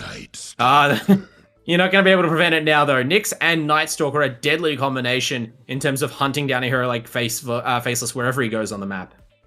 Yeah, and what can I say other than that point and click, long duration silence, very difficult in the Faceless Void to be able to kind of use your mobility spells, your durability spells to get out of the gank when you have a Night Stalker using that silence on you into Nyx Assassin CC, into Lion CC even. So I'm honestly loving the picks right now in terms of their ability to shut down this Faceless Void, but again, I'm going to be having all eyes on exactly what they're going to be looking to draft into the position 2 here. How are they going to match Gubala on this Kunkka? Because we saw him put on an absolute clinic last game, was definitely one of the driving factors on the success of UOW Esports, and I expect it will be very similar if they leave this unanswered. Yeah, I mean, it's not like necessarily a direct counter to the Conquer, especially outside of the laning phase. I wouldn't be surprised to see this Night Stalker take the mid position for left, right, good night. It could also be an offlaner, but you know, I feel like you can slot it in. It's one of those heroes where if I can play it mid lane and if it looks like a good Night Stalker game, I think that's something you can quote, get away with. And against a melee hero like the Conquer, you know, the tanky armor and hit point regen from the Night Stalker are more important than being a ranged character. So if you get those early levels up on the Night Stalker, this is the perfect counter to the Void, because not only can you chase him down with that silence, but with the way, you know, with a blink dagger and the flight from the ultimate now, you'll be able to evade the sort of screening role heroes like Conquer play and easily get into position to either chase down the Void after he time walks away, or you can often kind of sit between the carry and their protective backline if they pick a support like an Abaddon or a Grimstroke that wants to kind of shield the carry and silence them with the aura of silence. Yeah, I think Grimstroke is definitely going to be an interesting lock in here. I think the hero doesn't have a lot of massive kind of laning synergies with any of the cores that have been shown for UOW. Pretty well Void. I guess he does. I mean, his link allows him to bash two people at once, doesn't it? I don't think so, but what it does do is just in terms of the laning phase, right? Because you don't normally have the link in the laning phase, ultimate right, support. Obviously. It gives the Void some offensive potential, right? Because the hero already has great stats. If you've ever seen a lane where it's like Void and a solo offlaner just hitting each other, the Void almost always comes out ahead because the damage from that time lock is actually pretty considerable. Void can regen a lot of the damage from trades by, you know, judiciously using time walk when it's safe. And hero just has good stats overall in the early game, surprisingly so. But now you have the potential to actually kill heroes who don't want to trade with you by throwing the Ink Swell onto the Void, and you can easily keep them in range of that for the maximum damage as an explosion using time walk aggressively, which can actually bully offlaners out of the way, or at least force the support to stand there and shield them, which is, you know, not what you'd expect out of Void normally. Dire team back. Do you see Phantom Lancer and Naga Siren locked in, which is going to be very interesting. Phantom Lancer likely to be the position 1 here for left, right, good night. And Naga Siren, usually a sort of position 2, position 1 sort of hero, but we do see Conquer and Void locked in, which begs the question, you know, is this Conquer maybe going to be in a more supportive role this game? Yeah, UOW, this is a genuine flex pick, right? It's very, very hard to say just looking at this whether the Conquer or the Naga will have more farm priority. It's very likely that one is the 2 and the other is the 4. Like, because the Void, you can play offlane Void, but I don't know why you would when you have Conquer and Naga, right? But you could easily see like 1 pos Void, 2 pos Naga, 3 pos Conquer. You could see, you know, carry Void mid Conquer or something like that. I don't know if Naga Siren offlane's a thing, but in the right duo lane, Naga plus Grimstroke is another lane that's very powerful. So I like this mix of heroes overall. The question is whether you can make, I think, their movements around the map work. Team fight wise, it's actually pretty good in terms of sleeping to set up the other 2 heroes. But are they all going to be there for a team fight when each of these heroes typically wants to spread out and hit a lot of creeps? I do think the Phantom Lancer lock in here is going to be a little bit of an interesting one into Conquer, because we talk about heroes that, you know, do well into Conquer. I think Phantom Lancer definitely one of them. His W, very basic ability that has a low cooldown, is able to just completely negate the X mark from being able to set up those torrents, set up those ghost ships. So very hard hero for Conquer to lock down as a solo player, and that was somewhat of an issue that they might have found in the last game, specifically with, you know, that the Vengeful Spirit and the Medusa, because those heroes are very vulnerable to such a thing. But Tiny is going to be the last pickup here for UOW. Okay, I do quite like that because they were lacking like some catch, right? So now they have the Tiny and a very sacrificial hero, not going to need a lot of farm or a lot of levels. Going to try and make sure that these 3 somewhat greedy cores have their space. But I do think the PL is a nice adjustment, right? Last game, they lacked a lot of damage. This game, their draft also kind of lacks damage. Like, Night Stalker's a hero that, unless you're having a really good game, can fall off in terms of the actual damage it offers in a fight relative to other cores. But okay, PL and Ember Spirit. There's your damage. Yeah, there's your damage, especially in the later game. CZ, you know, I love that kind of pick. I'm not saying that this is like a thing where their team is disharmonious or something, right? I'm sure it was a team decision to draft this game and last game.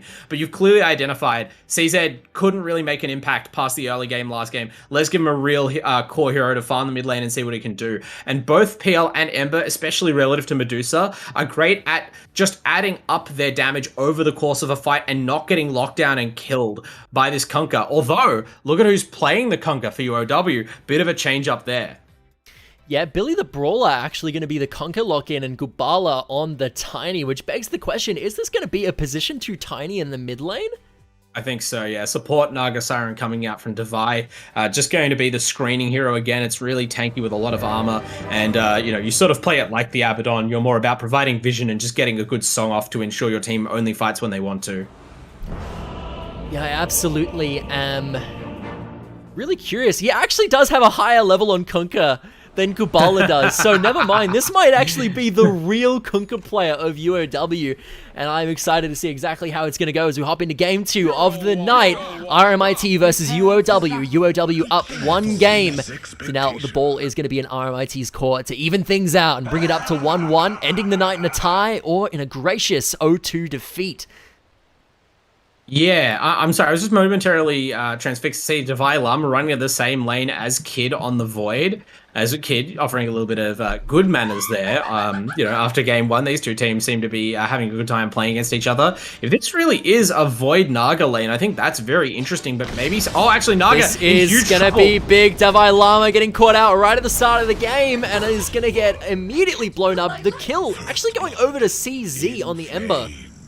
That's huge, actually. That's one of the biggest ones you can get, right? Like, almost already accelerated to the bottle on Ember Spirit, a hero that would love to get that locked in early on. So, great stuff there. And for the second game in a row, the 5-man run up the hill works wonders for RMIT, left, right, good night. They're certainly not letting their spirits be dampened by how game 1 went.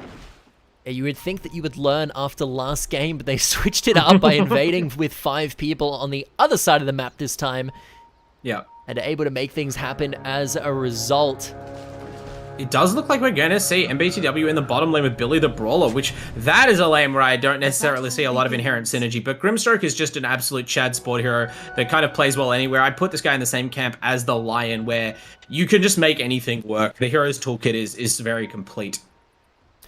Yeah, it does confirm that Gubala here is going to be on the position too Tiny, which is going to be awesome to see.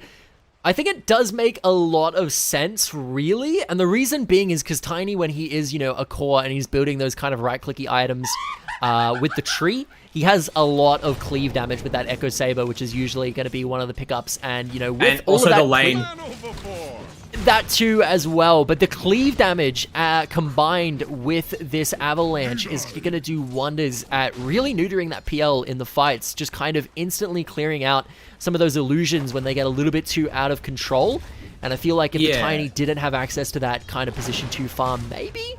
Would you agree that, he probably wouldn't be able to fulfill that kind of a role nearly as well? I definitely do. I think 100% you're right in that. I do wonder, I don't think that's all of the justification for picking this hero. I think it's like a combination of this hero's good against Bill and good against Ember, as we're seeing CZ in trouble here. Gubala hounding that Ember Spirit. This is something I've seen several times. The last couple of times I've seen Ember versus Tiny mid lane. It's gone awfully for the Ember Spirit. CZ's going to have to try and work through these first few early levels. It's so difficult. Gubala, so aggressive. Toss is actually up again. You got to wonder whether he's going to look for this or not. Bonk. Couple more cleave auto attacks. He's going to chuck that tree and probably toss a minion, and it could be game over for CZ. He's going to be very careful here in the mid lane. But even past that, I think the thing that PL... Oh my goodness, Slain. One more auto attack would have done the trick. He does have that healing salve available, though, to heal back up. I admit, I can't say this for certain, but I suspect this is going to be a PL Ags game. And the Ember pick makes that slightly less likely, I think, because it does make them into very similar heroes. But I feel like that relatively new PL build with the hit and run gameplay around the Aghanims, the constant stream of illusions, makes it a lot harder to hard counter him with just cleave, right? Because otherwise I'd say that about the Conqueror as well. But it's very easy these days to constantly refresh your illusions and never risk your real hero in team fights. This is a very valid point. Slain kind of trading right clicks with MBTW here in the bottom side, looking to get things done potentially. Yeah, the Lion's still level 1, so MBTW taking a good trade there with 2 spells to 1 and forcing him back.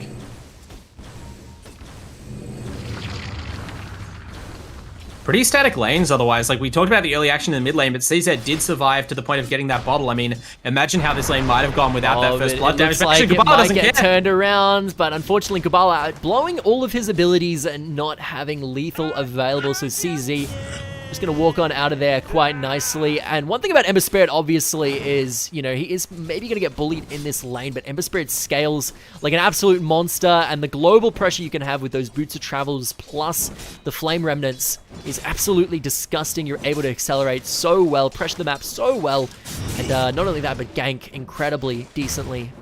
So I'm going to be excited to see exactly how he's going to transition out of this laning phase, but he's just got to do the best he can at dealing with Gubala here.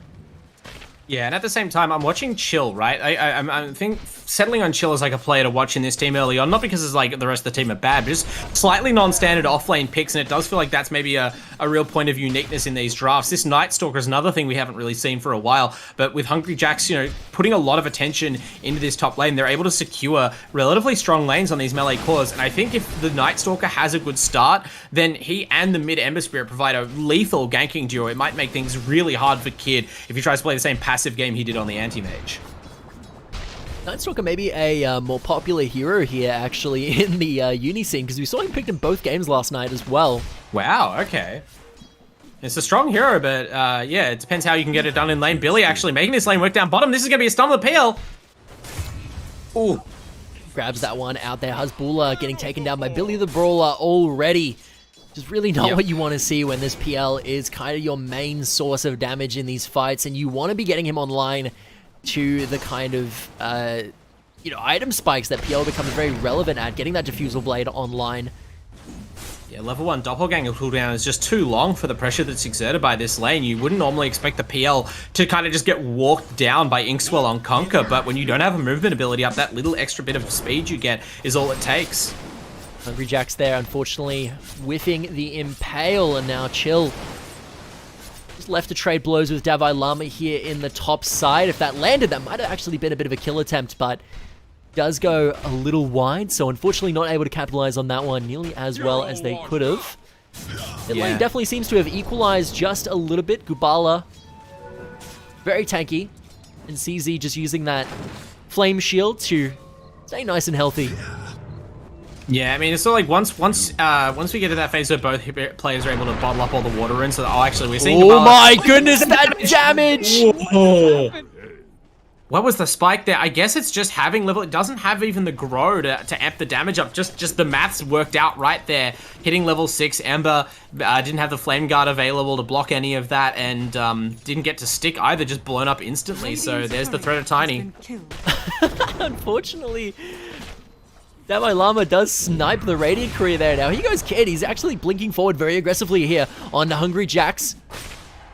Could be looking to maybe finish off one of the kills here. It is nighttime, and that's one time that you don't want to be dealing with Chill. They're going to get Kid and take him down. Hungry Jack's doing his best to kite away from Davai Lama, and it looks like he's going to be able to get out of here in time. Or is he? The spike goes wide, not finding its mark onto Davai Lama. A few more auto attacks with Riptide will do the trick, but no, Chill getting that nuke back off cooldown is going to secure the deed. Meanwhile, in the bot side, it's a slaughter in its own. Hasbulla finds himself a kill onto MBTW and gets out with his life. Looks like that was a real nice play by Hasbulla. Managed to live on barely any health there, get the salve off, and even get the support kill, just running rings around Billy. Nothing to cleave, apparently, for the Conquer. And what a win for the side of RMIT. They look like they're determined to come out with a good lead from the laning phase this time and see if they can reverse last game's result. But they're not letting up on this PL. There's the Doppel that you talked about in the draft. Makes Billy look silly. Yeah, super good ability at just kind of wasting Kunka's mana. Doppelganger, you know, very low cost mana ability, only 50. You compare that to the cost, the massive 140 mana cost of using X plus Torrent, and it's just not worth it in the end. So you kind of just stop Kunka from using those abilities on you because it's just not worth it for him. He's just going to have to keep ferrying these clarities that you can see him chugging down at the moment. Granted, the Grimstroke does change that equation, right? The sticky silence from the Phantom's Embrace can let Billy, you know, get a guaranteed combo off if they're there to chain the spells. And now that Mark's back in the lane, we see Hasbulla does respect that, falls way back into the trees along with his support.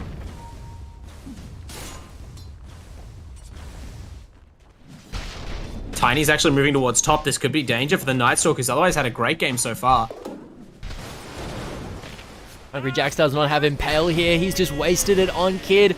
Gubala looking for a nice little flank here. He is hiding off in the tree line. Walking up now. This should be a massive two-man avalanche. The toss comes through. Chill looking to juke it out in the tree lines, but the root from Davai Lama is going to secure that one over to the side of Kid. And now Gubala looking to make Hungry Jacks follow in his footsteps and get taken down as well. Popping the bottle and the phase boots. Gets in avalanche range and finds the second one as well. So Massacre back the other way as Hasbulla also died on bottom lane. MBTW employing all his spells to prove my point from earlier. There was no doppelganger escape from that kill as he's just trying to knock off the bug from Phantom's Embrace and goes down to Billy's combo. So huge strike back from UOW. Radiant structures are fortified. I also love the game sense of the timing on that tiny move. You can tell that you know, the Night Stalker was looking to get aggressive on the Faceless Void before he hit level 6 and had Chronosphere, so they preemptively moved their mid up even ahead of that, and they're able to secure a nice kill for a nice set of kills themselves in top, and now can maybe set up a return now that Kid has the actual ultimate. Yeah, we do see Billy the Brawler actually farming the bottom side jungle right now, so he's just doing what Kunkka does best.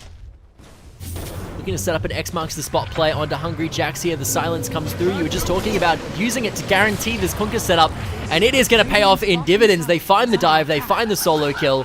TP comes through, but it does end up getting cancelled.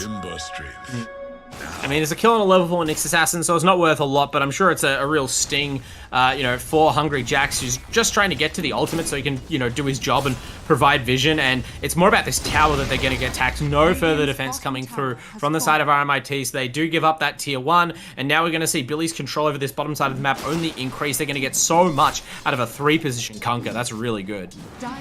Yeah, one thing worth noting, actually, is in the last game, we saw RMIT being the ones to take that first tower in the top side. And this time, it's going to be UOW who actually take the first tower, despite them losing it last game and still coming out with the win. So you can only ask yourself exactly what that's going to mean for kind of the pacing and the tempo out of this early game from UOW. Yeah, in defense of RMIT, I think it's something to do with picks, right? Oh, actually, see, Chill, he's going to move in. I was about to comment about the relative aggressiveness in the mid laners, but maybe Chill can make up for the passive Ember. Here he goes with the Dark Ascension pop. There is no recourse for MBTW. Maybe his team could have teleported in, but they're not going to risk that. First of all, they respect the power of the Night Stalker, so he gets an equally easy kill to the one we just saw on bottom, and maybe they're going to take a tower and trade, but there's fighting in the mid. They are going to be going in here. Ghost Ship lands onto the Ember Spirit, looking to finish off Billy the Brawler, but a great usage of the wand keeps him alive. CZ using the Fire Remnants to try and get some space between him and Gumbala, but the toss comes through, finds himself that one, and now Chill and Slain trying to run away from this massive tiny. Siren's Call is going to lock up one, and they're not going to make this miss. Hex actually used to buy Slain a little bit of time. He has the Earth Spike coming up in 2 seconds. Going to be using it to maybe stay alive. A sliver of health is left, but no, the auto attack does come through from Gubala and secures that one up nicely. Oh, they were so close to killing off Billy's Kunkka, but the Kunkka, as you would know well, very surprisingly tanky, even without the early game armlet, and the damage coming through the rest of the team is so big. The Ember Spirit's just not in fighting shape right now. They are again exploiting the gap in the relative core capacity. You were just talking about this, the combo, the silence to set up the torrent into the stun. Hasbulla needing to be careful. Lion actually coming through with the TP here into the mid lane. They're looking to try and get some objectives for this. Beautiful snipe from MBTW lands him with the end of that long-range skill shot over the wall. Very nice gank setup. That's exactly what you were talking about, Bard. Yeah, that's rough. I was ready to compliment, RMIT on their movement there and how they took that trade, how now they have multiple heroes set up in the mid lane. But now it seems like they lost that momentum as their carry just gets picked off by a stroke of fate. That's kind of an unforced error. Oh, they're going to get it, maybe kill back the other way. Yeah, Grimstroke though. Gubala here looking to do massive damage with that avalanche into the toss. The double toss actually with Grimstroke. What an interaction. Chronosphere comes down from Kid. He takes 1, he takes 2, and that is going to be a nice bit of gold over to your Faceless Void. Yeah, Ember Spirit gets just made into a melee creep by Grimstroke. This is a counter pick I love to exploit. The Phantom's Embrace is so hard to get rid of. Unless you Yule Scepter yourself, you're really not doing anything about it. And at this point in the game, the Ember Spirit hasn't really had enough farm to have that Scepter. He's actually queued up a Maelstrom, not even going for it. So he doesn't even need to be the one you target. He just happens to be standing next to a hero that gets the Soulbind snapped onto it, and now there's 3 heroes against 5 in the mid. The silence is there onto Night Stalker. He's trying to do his best to get out through the tree line. He actually is able to evade the damage coming through here from UOW. Hungry Jacks, meanwhile, in the backside. CZ with a massive shackles, trying to find himself a kill onto Kid, who is going to get stunned up by the Nyx Assassin. The sleight of fist is there, but the toss to get him out to safety. Ooh. Meanwhile, Jax actually really has to nice be careful. Billy is looking for him here, but he is able to juke him out with the Vendetta quite nicely.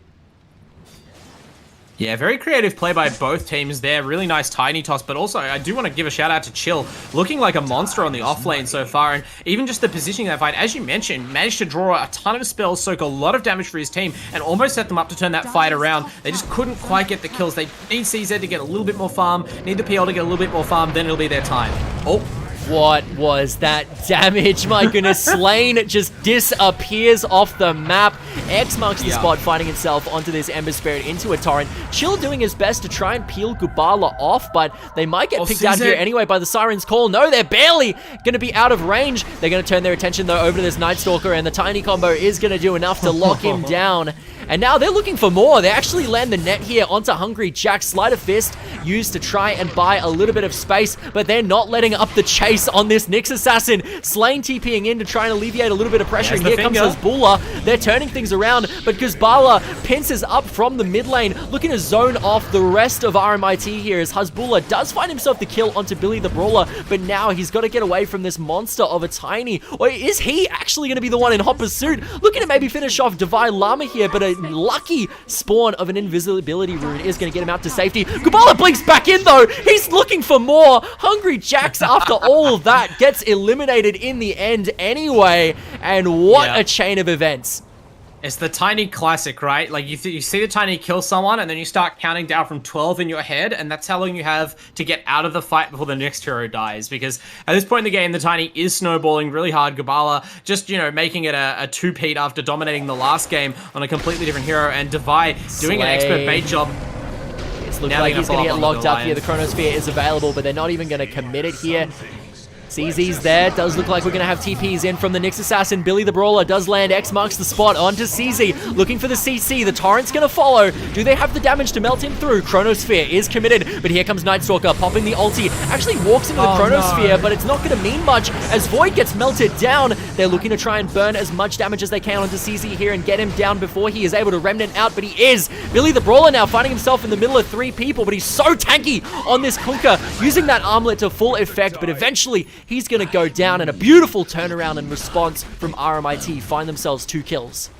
Yeah, that was UOW's biggest mistake of the series easily. They just seemed to carelessly take a fight, committing Chronosphere and Soulbind, but the Tiny was not there. And look at the difference in how they're able to get kills. Without the Tiny, those ultimates just don't do anything. They don't have but when damage. the Tiny is there, look at this. Hungry Jacks almost gets one shot, but he is actually in the middle of 3 people right now. Divine Llama maybe going to be able to get him out of here, and they might actually turn things around onto this Nyx Assassin. The second toss comes through. Godlike for Gubala. I mean, if you needed a display of where the power currently rests in this game, those 2 fights should be an example. It's like the entire Diet team minus the Tiny, do nothing, lose the fight.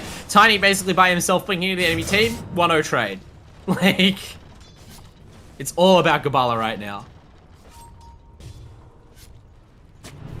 Yeah, Gubala having incredibly high GPM right now, and it's not from creeps, I'll tell you that much. He is that being said, very high in his heroes per minute. If you're looking for an upside for RMIT, this game is still incredibly close, like barely a 1,000 net worth gold lead. And that being said, like, it's not really the net worth on the cores either that we're looking to scale. Like, both CZ and PL are still really looking for their first real item that lets them be dangerous, like the Maelstrom and this Ember Spirit whenever he eventually gets it, the Diffusal Blade on the PL. Like, imagine how many heroes he would have chased down the previous fight if he had that instead of the Yasha, but he was going for more of the farming build, and once that second item is ready, you can start to, you know, worry for the safety of the supports in these team fights, or even heroes like Kunkka, their ability to have continued impact once the mana burn starts happening. Yeah, do you think going for the physical damage build over maybe the magic damage build on Ember here is worthwhile when you do have that late game Phantom Lancer kind of locked in, instead of going for, you know, that very gank heavy, maybe Veil sort of Octarine core, very heavy kind of just getting those ganks off, getting that damage ASAP, and instead going for more of this kind of farming build like you mentioned? Do you think that might take away from PL a little bit too much? I don't know if like the physical versus magical issue is like such a thing, although you could have exploited the low armor on the Tiny. I think it's mostly like both heroes seem to have gone for like the most farm-centric first item choice they could have, right? Yasha on the PL, Maelstrom on the Ember. I especially can't imagine going this sort of item on Ember when you have a PL and your opponents have so many ganking tools that would be negated by, you know, sort of something more conservative where you get a Yules or a BKB early, right? You wouldn't have to be so afraid of the X mark, of the net, of the Tiny blink, but the Grimstroke Embrace, right? Like, there's a litany of spells that basically spell death for CZ at this point. So I think they're hoping that the PL maybe could scale more and then start to push the lanes out to give CZ space and he comes through with the higher farm priority. But right now, they're just sort of looking to get one of these heroes online and then they can work out what they're doing. We do have Aghanim Scepter locked in here for this Night Stalker. Gonna have a nice amount of AoE, thanks to Void. Yeah, just the disruption in the team fights is all important right now. They need someone to be strong in the fights right now because their other two cores definitely aren't. We are starting to see that here, and he's just using that Aghanims to really shove things out. Hasbulla might get one shot here, though. The Tiny comes through. He actually is able to doppelganger out to safety. Beautiful Hex there, stops the Kunkka from retaliating, and Chill is just in the middle of things, doing what you mentioned, being that frontline threat. And now Hungry Jacks, we see him looking to get the Vendetta into the Finger of Death. MBTW gets blindsided, immediately buys back, is looking for the TP in to rejoin before there is going to be a massive 5v4 overtake, and they are able to get out of that with minimal damage, only forcing out a buyback from this Grimstroke. Yeah. Yeah, I mean, you say get out with minimal damage, that's a big win for RMIT, right? Like, they absorbed that gank like champs, really well positioned, and they have been in both games. They did a really good job of counter-ganking with their Magnus counter-initiations last game. Shield doing a similar position with very different tools this game, and Hungry Jacks, you know, that's the first time I really noticed, oh yeah, there's a Nyx in this game. There's the vision play that we sort of looking for in this hero. He finds a vulnerable support and kills it off, and that kind of diffuses the aggression out of UOW. Still a game that's very much only a couple of thousand gold the difference, one that can easily be dragged late and then overhauled by this double late game core lineup from RMIT. I'm definitely very, very excited as well, as we can see that Nyx Assassin, his next item here is going to be that 4-staff, and after that we have Aghanim Scepter queued up, baby. We're going to see borrowed Nyx Assassin in action, and I believe, honestly, one of the best Aghanims in Dota 2 right now. Super, super oppressive at just being able to be a massive teamfight threat. You go from being kind of this kind of slippery, ganky Vendetta to just being able to literally sit in the middle of a teamfight and be unkillable, be dishing out mad amounts of CC. It's super awesome to watch, and keen to see how Hungry Jacks pick this one up. I definitely hope the game goes long enough for us to see it. But on the other side of things, what are your thoughts exactly on some of the item builds that we see out of... hang on, maybe there's going to be a little bit of action coming through here, as Night Stalker getting caught up in that ghost ship, followed up by the toss, and that's going to be a nice little bit of chain CC. The TP's come through.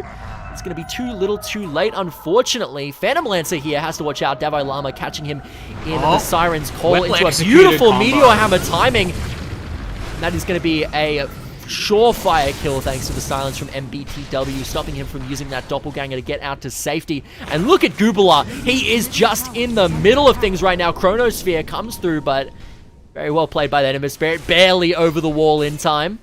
Yeah. I mean, you can say that's a big win, but ultimately I don't think they're depending on this Chronosphere too much. You look at the builds out of the Dire, and they indicate a willingness to go late game in this scenario, right? We're not rushing. Oh, actually, that is Hungry Jacks kind of walks into this dead one. Nyx Assassin. Yes, indeed. He's going to get taken down. Huh. I mean, you have Carapace, I still wouldn't do that.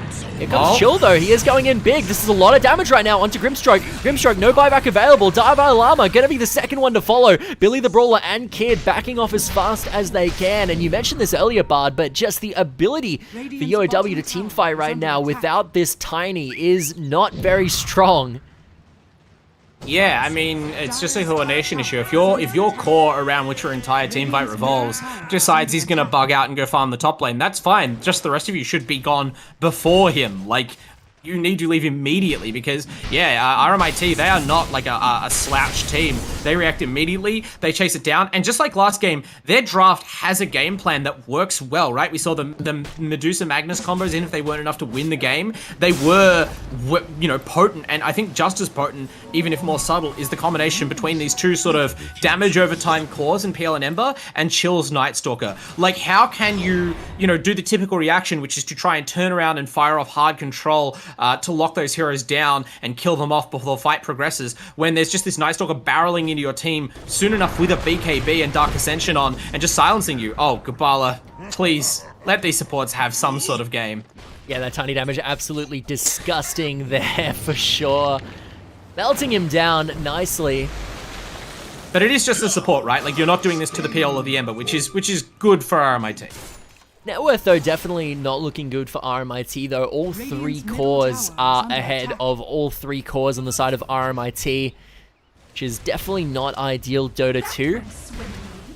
Compared to last game, though, I like this a lot better. Like, not only is this obviously, I mean, at this point in last game, it was nearly over, but... It's going to be a hang on, performance. Gabala. One-shotting another support. Gabala finds the next tasty snack in his buffet and takes him down accordingly. Yep. I mean, I wouldn't say they're happy to lose supports like that, but you can't really do anything about it except... Here they are, maybe looking for X marks the spot, plays onto this Night Stalker. Torrent Storm coming through here. He's actually locked up in the middle of things. I don't know if they have the damage to kill him. No, he is able to use that Remnant to get out to safety. No! Gabala tossing the tree to finish him off. What a play! Brutal. Man, homing tree technology, Gabala just locks it in there and kills off the Ember. That was almost a really sick defense. Big 4-star play out of Hungry Jacks and trying, helping to keep their Night Stalker alive. He can't quite get to this critical BKB timing, and it looks like it might be just too slow as they've held out well so far, but now they're going to lose their middle racks. Yeah, this middle racks is not looking very good indeed. The Badumtish coming out of Kid, a bit of playful position 1 emoting that Kid has been seemingly known for over this series. As a little bit of the class clown on the side of UOW. It's all friendly, of course, but I mean, they're just sort of letting him know that that was a big win. And it was, right? Like, prior to that Rax going down, I was about to say, I think there's a decidedly different tone to this game where the PL and the Ember, they're behind on net worth, but they've finished those key items now to farm up and maybe outstrip the Void. Last game, the farming patterns meant that, UOW were only pulling further ahead over time. There didn't seem to be a lot of hope, whereas you can see a clear line of play for the Radiant. That has gotten like a slimmer ray of hope now, though, that they've lost their middle racks and they're facing that severe permanent disadvantage. It'd be interesting to see exactly where they're going to be going from here, though. Immediate smoke gang shows they're still confident. Big ultimates used in the mid lane here, though. Torrent Storm coming down. They're looking for potentially a large setup here with this Siren Call. Here comes the Kunkka Wave. Meteor Storm plus Chronosphere gets committed, and now there's nowhere for this PL to go. He's getting rooted up, silenced up, so is Hungry Jacks. CZ's in the back, he can't get in. There's nothing he can do. He's watching his team die. He comes in now, but it's a little bit too little too late, and he's gonna get taken down with the rest of them. Massive team wipe for the side of UOW. Yeah, last game it was RMIT whose draft was well equipped for that kind of brutal teamfight counterpunch, but that was like a TI2 level Naga combo coming out of UOW. I also love that, like, you don't need to accurately time the Chronosphere out of the sleep. It's not a Meteor Hammer, you can just drop it on them. But Kid, just trying to be optimal, pump fakes it a little bit, tries to get like the last second Chrono. Perfect spell usage there, and they are able to easily mop up the fight. You even get to see a different Kunkka build this game as well. Like, Billy just goes the complete opposite direction as you should on the offlane and builds the Aghanim. So we got maximum team fight control with the Tidal Wave and Torrent Storm.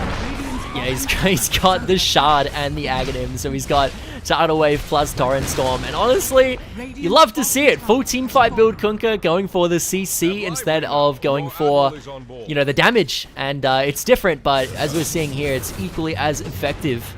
I mean, you're against these two cores, PL and Ember, where it's like, yeah, you definitely want to maximize your lockdown, and Ember hasn't even, like, queued up a BKB at all or any sort of defensive item. You may as well punish him, which they are doing successfully, right? This build is not working out in the least. Bit of panic mashing there from Ember Spirit as he came out of that toss. You can definitely tell he's terrified of this Tiny and wanting to not get one shot. Well, as a murderer. 16-0. Yeah, very big tiny indeed. 15.9k on the net worth graph here. Very, very fed indeed. And now we see UOW. They are definitely kind of making their way around this bottom side racks. They have a ward. They could catch Gabala here if he's not, you know, careful. They see the invisible rock. Very scary when this rock is invisible. They're just definitely paying their respect, staying far back. X marks the spot has been used, so he's going to get a little bit aggressive here. But they spot him out. Nick's going to use the Impale to keep him off, but he blinks forward into the avalanche. Hungry Jax is actually going to live. He's not going to get taken down by the combo. This is huge because they have a window where this Tiny does not have cooldowns, and they're looking to make the most of it, but Naga Siren with the call yet again. 3-man Meteor Hammer actually is going to miss and allow them to reposition. Nightstalker does not have an ability like that though, and he's not going to be quite as fortunate. Point and click route is going to get used onto PL. He is going to get taken down as well, and now 3 members are actually in the middle. The chain CC is coming through, but there's no damage to follow it up, and they're just going to get melted down one by one as UOW try to secure this bottom side racks. But hang on, it's not over just yet. Chill comes in. He's looking for a big AoE silence. Gets one. They're looking for 2. Kid barely alive, but the X marks the spot is there. He's going to go back in with a Chronosphere, but Slain with a Death Finger is going to take him down. But Kubala, he's not dead yet. He's still here, looking for maybe 1 or 2. But the CC, it's there. Avalanche trying to keep the members of RMIT off him the best he can. What was that? The cleave, just one shot. The Slain Lion, and what a outcome as CC is running for his life, but the Meteor Hammer prediction was crazy. Kubala, he gets a rampage in that team fight and is able to blink out to safety. Naga Siren's gonna get taken down, but Kubala with a team fight of his career, forcing out 2 buybacks as well from the defending RMIT, and just masterfully played. I want to say, like, it's clear who came out ahead of that, right? Like, the RMIT team, they're being slowly forced to give ground. They don't lose their racks, but they have to buy back on a couple of heroes. They suffer a lot of deaths. It's a 16,000 gold. But this is such high-level fun Dota. The interactions are great, right? Like, you can just, like, moments in this team fight stand out. Kubala, don't do it to him. Oh, he blinks forward there. It was almost looking scary. He finds himself an Ember Spirit, but he's actually a little bit overextended here. Gets hexed up. The chain is there as well, and they're going to shut down his 10-kill streak. That's a bad feed. You have a godlike streak, my man. You gotta be careful with that. At least he gives it to the Lion, I guess, but, yeah, I don't know if I would be doing that. You've got 1 lane of racks against a team with a decidedly stronger late game, and even though they, like, last game they had a Medusa, so to say that they have a stronger late game this time around is really saying something. And they've shown they can play as well, right? Like, I would not be putting it out of reach of RMIT to come back into this given the opportunity like that. What I was trying to say about the last team fight was, it's really interesting to see the counterplay on counterplay when, like, Chill positions perfectly, right? Waiting for his moment, runs in there into the Naga Sleep and pops the Crippling Fear, try and minimize the damage by silencing people who approach the team. But then the Naga Siren, of course, is the one who wades in, and the follow-up stun is a Meteor Hammer. You can't silence the item, so they're able to still get the chain stun off and follow that up for a bunch of kills. Then, you know, as they tried to sort of enter the second phase of that team fight, it was instrumental Slain on the Lion, first fingering the Void in the Chronosphere, and then I thought the tiny tree volley was still going to catch her. Actually, Divine Llama. This is a big combo here. Naga Siren finding himself a pick onto the Phantom Lancer. He's able to get 4-staffed away thanks to some great play from this Nyx Assassin, and now they're looking to turn things around. The Kunkka getting taken down slowly due to all the strength he's managed to build up with this build, but surely but steadily he will get taken down. Kid on this Faceless Void looking to be the next. The CC chains are just coming through left, right, and center. Stun into Hex. Is he going to have the time to get out of here? No, he's not. He literally can't move. Davai Lama forced to blink defensively to get away from Chill, but he is going to be able to catch up, and the chains come through, but it doesn't look like they want to mess with Kubala, who has officially shown up. Here he comes, the big boy himself. 1 more order will do the trick. 1,005 on that Chrysalis crit. That is absolutely disgusting. Bonk. Yeah, this is where we start to, like, it's so crazy to see them do this stuff, right? Like, they took another fight without their Tiny, which is so far, I think they're like 0-4 on, and they lose 3 heroes for nothing. And you want to say, like, damn, that's a really bad time to lose a fight like that, to be carelessly positioned. There's a Roshan available. You're feeding gold into these heroes. Like, we just got the BKB timing on the Night Stalker after that fight. We have the Blink Dagger timings up on the supports now. The Nyx is going to start looking towards that Aghanim Scepter, right? Like, you can only give so many free kills away before this game gets decidedly harder for you. UOW, and then the Tiny comes in and just like immediately kills the Ember Spirit. So it's hard to really, it's hard to really criticize them, but they are, I feel like, losing some meaningful edge as time goes on. We do see the Phantom Lancer getting that level 20 Run, talent, Hezbollah. the extra phase rush range. Oh no, Avalanche is going to cancel up that TP, and there should be a free kill for the side of UOW. Catch Hezbollah overextending a little bit too far on this Phantom Lancer. Looks like Eye of Skadi is going to be his next pickup after the first 2 core items you would go on this hero. Yeah, a little bit of panic there. He sort of tried to W up into the tree line and then teleport out, but I think he just needed to try and get further away after successfully evading the initial gank. But good call by the Dire to keep chasing him down there, and they're going to get a couple of towers out of it. Yeah, this Gubala Tiny is just absolutely massive. Argonim Scepter plus Shard locked in, and he's looking to finish Daedalus here before the end of the game, which is just terrifying. He had Swiftblink queued up just a minute ago, so it seems like Gubala's sort of like...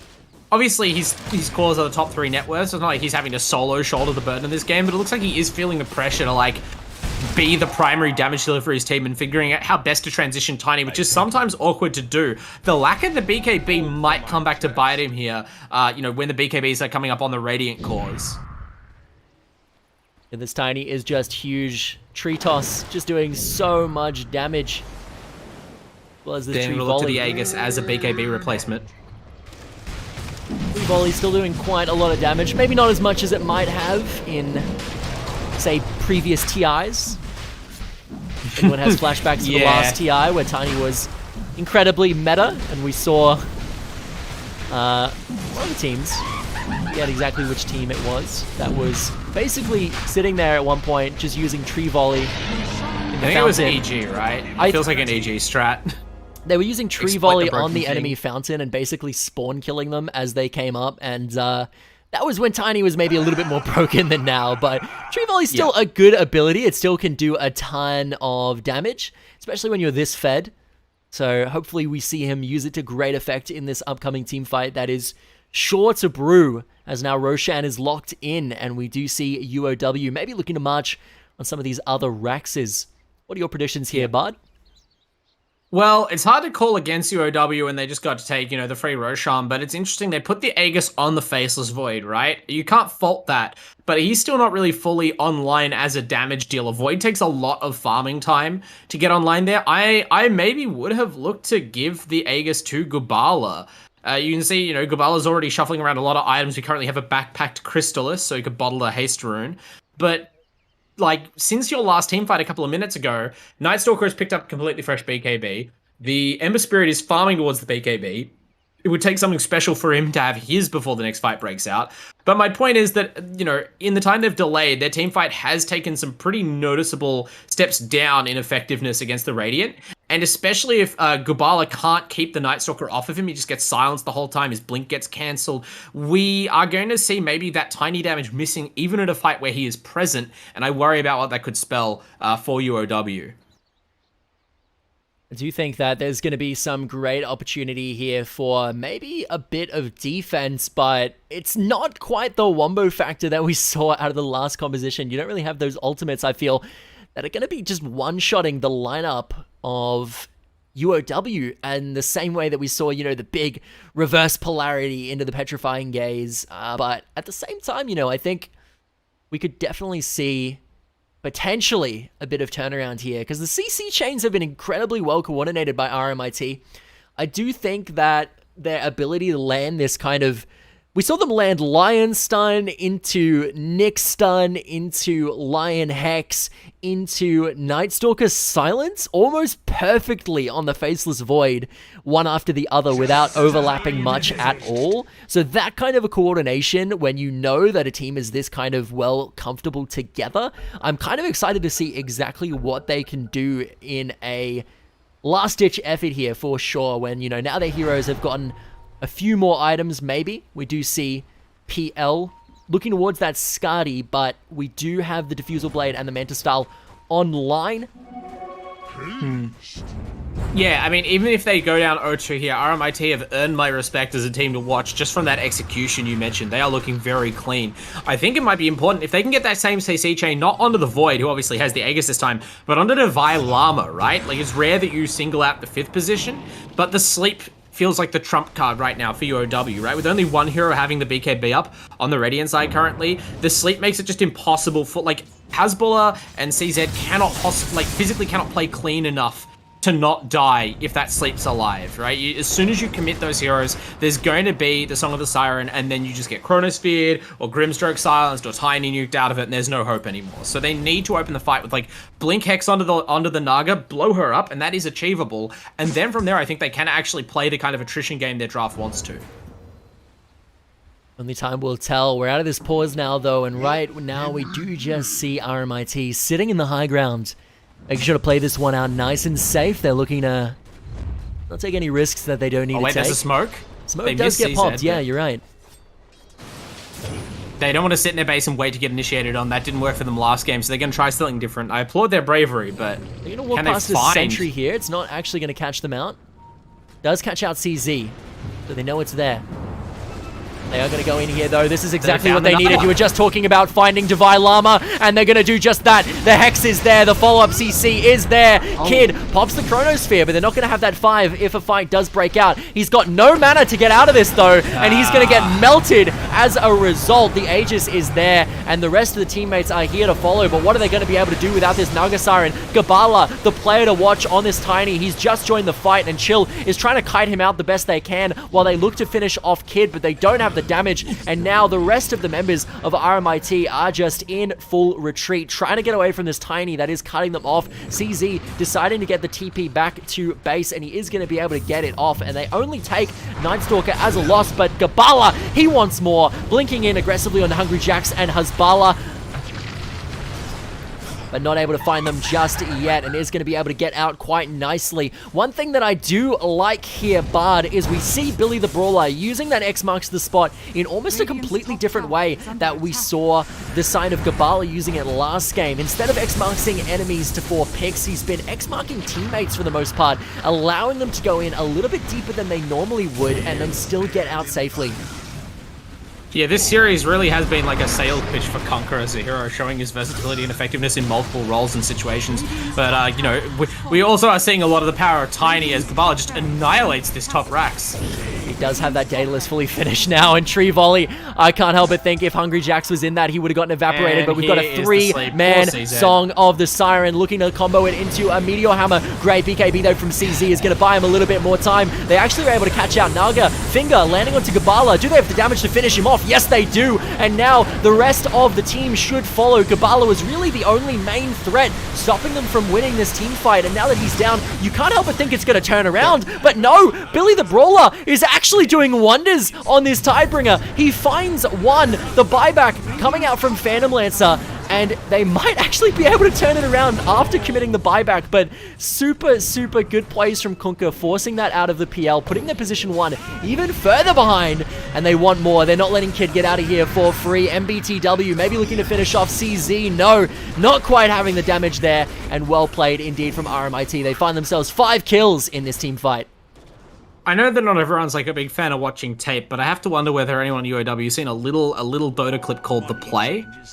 Like, if you know your Dota history, you know that Naga Siren versus BKB is a pretty bad matchup, and they just tried to pull off that combo on the Ember Spear. I don't know, maybe they didn't click him to see that he'd finished it, but they just set up, like, a great team fight for RMIT, who, you know, credit to them, capitalized brilliantly. I mean, they still take heavy losses. They are quite behind on net worth. It's hard to get out of that cleanly without taking some kills. And as you said, Billy kind of had a real moment there, blow up a couple of heroes. But in the end, they managed to run down multiple heroes, pick up the kills on the PL. And the net worth chart's bad right now, but it's like it kind of gotten as bad as it's ever going to be. Their path right now looks ascendant, and if they can hold on to their last couple of buildings in their base through a few more fights, you know, they survived an Aegis, they survived a high ground fight, now they are looking to capitalize.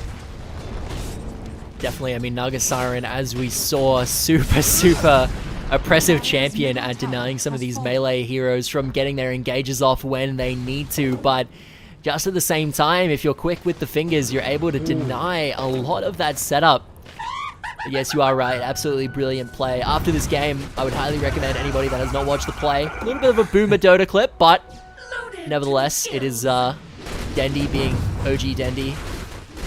I mean, it's the kind of thing that I've literally read academic papers focusing on. Valve commission like detailed movie recreations of it. If you're going to see one Dota play in your life, you know, you may as well see the one called The Definite Article. But some interesting developments here. The Spell Prison picked up and handed directly to the Naga Siren, so they're certainly not shy about their love of the Song of the Siren, and I do worry about the Radiant, what happens when they combine it with the Chronosphere instead, because you can't BKB out of that one. Oh, Kid, just waste the smoke. They smoke again, yes! Yeah, they are looking to go in here for this one. Blink into the Avalanche. That might be a kill on the Hungry Jacks. No, he actually is able to get out the Carapace in time. Double Silence is going to land onto two members of the side of RMIT. They're in full retreat. CZ landing the Shackles onto Kid, enabling him to get out of there for free. But you can't help but think that they're going to get this Rax down. The Megas are going to ensue. Kind of a clumsy initiation, though, and I think they have to respect this and back out and reset. Oh my goodness, here we go. Song of the Siren lands onto all 5 members. This is not looking good. Chronosphere lands itself onto 3, and here comes Kunkka. The damage, the CC. There's 3. Can they find 4? Gubala is just putting on a clinic right now. Kid securing the 4th kill. The buybacks are there from 2. It's currently a 3v5 situation, and it's all uphill with Gubala as healthy as he is right now. Chill finally gets the buyback off, even though it was a little bit late. Ultra kill for Gubala. Can't help but think he's going to want to close this one out with a Rampage, and he is going to play nice and aggressive. There it is. Rampage inside the fountain, and now CZ, all that is left to defend the hopes and dreams of RMIT, as a Meteor Hammer is going to seal the deal by the looks of things. No, he's actually going to stay alive for a little bit longer. Oh, the fountain! It's almost going to finish off Gubala. Slider fist, there it is. Well played by CZ. He might actually be able to turn this one around and stop them from closing out the throne. Flame Shield doing a hell of a lot at keeping him alive right now. X marks the spot into Meteor Hammer is going to land. Do they have the damage? No, they don't. Slider Fists are getting flown out left, right, and center. Here comes Kid with the Faceless Void doing its best. These backwards tidal waves are almost getting him killed, but he's just living from the skin of his teeth, and he actually heals up to full, looking for the TPs here as well as the rest of his team shortly respawning. He's got Nyx Assassin to help him out now as well. Billy the Brawler very low on health. Kid is going to restore some sanity and finish off the Megas after his team. Trying pretty hard to throw the game at the fountain lip there. CZ, to his credit, outplaying them all with the flicker, but actually, are they going to kill this Void? BKB does get popped, but we talked about the Nyx Assassin Aghanims. This guy is very hard to kill. He has no mana. He has no mana available. There is going to be the Shackles. They should be able to bring this one down quite nicely, and there it is. CZ right now, playing out of his mind. Yeah, RMIT, they don't give up. Big credit to them, right? Like, you've lost Megas, you've been on the back foot basically this whole series, but they are taking every chance they get to bloody the nose of UOW, to take, like, everything that they have been offered, they have taken, right? And this is a team that's very hard to, like, a team composition that's hard to outplay, right? You can't do much against Naga Song into Chronosphere, but you know, what they can do, if it's just buy back and fight, if it's sit in the lip of their fountain and try and bait, they've done it, and they've made it work. They're 29 kills. It's just that, you know, they've run out of buildings at this point, and their options are limited. Yeah, RMIT definitely coming across as the type of team to look at Mega Creeps and say, that's fine, they give more gold. Do they, though? Definitely see if they're able to turn this one around. But, I mean, the sparks of hope are still there for this team. Maybe a little bit of a poor fight there, but they were able to just bring it back from the skin of their teeth. Kid, the only member of UOW there to say, no, I'm going to go get Megas. I'm going to make sure that we don't completely throw this game away. Yeah, it's kind of interesting to look at this and imagine the team dynamic, because Kid kind of was the reason that they've taken this long to end the game, right? That play at top, we didn't really get time to talk about it much, but the previous Chronosphere to that one, where the Naga got initiated on, and then Kid watched the Naga die, then chronoed after the Naga was already dead, and then ended up dying himself. That Chronosphere being on cooldown for the fight afterwards also lost them the high ground fight that they tried to take. So really, the fact this game is still going is mostly down to how difficult it is to play Faceless Void when so much rests on the usage of this one spell. But at least Kid, you know, doing the simple things right and making sure the buildings go down before the whole team feeds.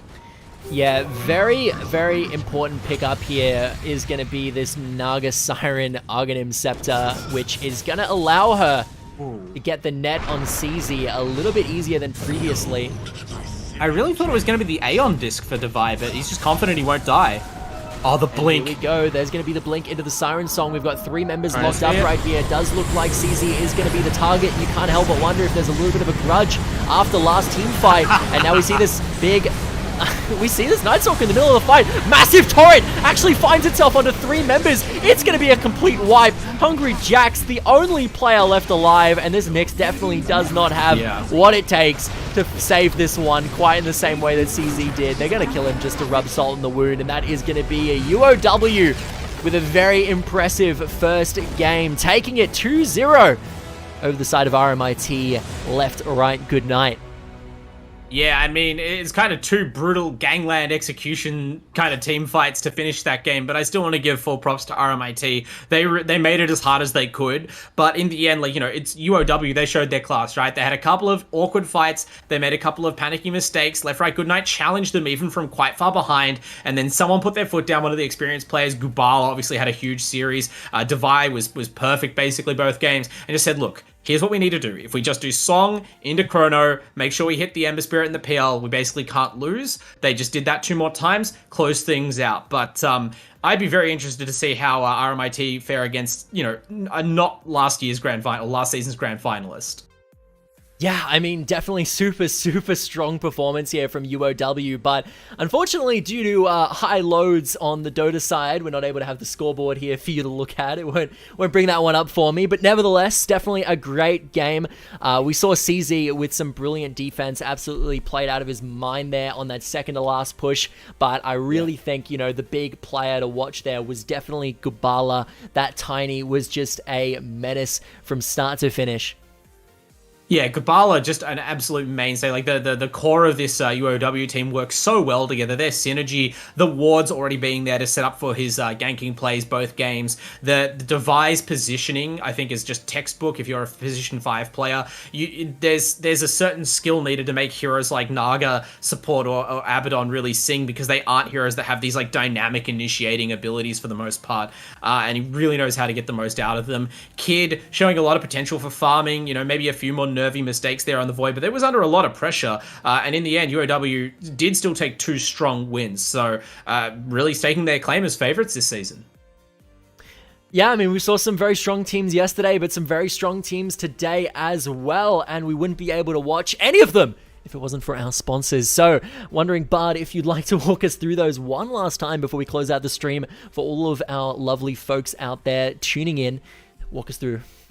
Yeah, of course. Can't thank enough our sponsors for supporting these teams and players. The Uni League is so important for giving a lot of these players the time and the limelight that they deserve, and that's all thanks to sponsors like Chatime, our primary sponsor, presenting this season as they did last one of the AEL Uni League. Their tea is good enough that I'd be supporting it even if they weren't, you know, supporting esports in that way, but definitely a feel good as you slap that down.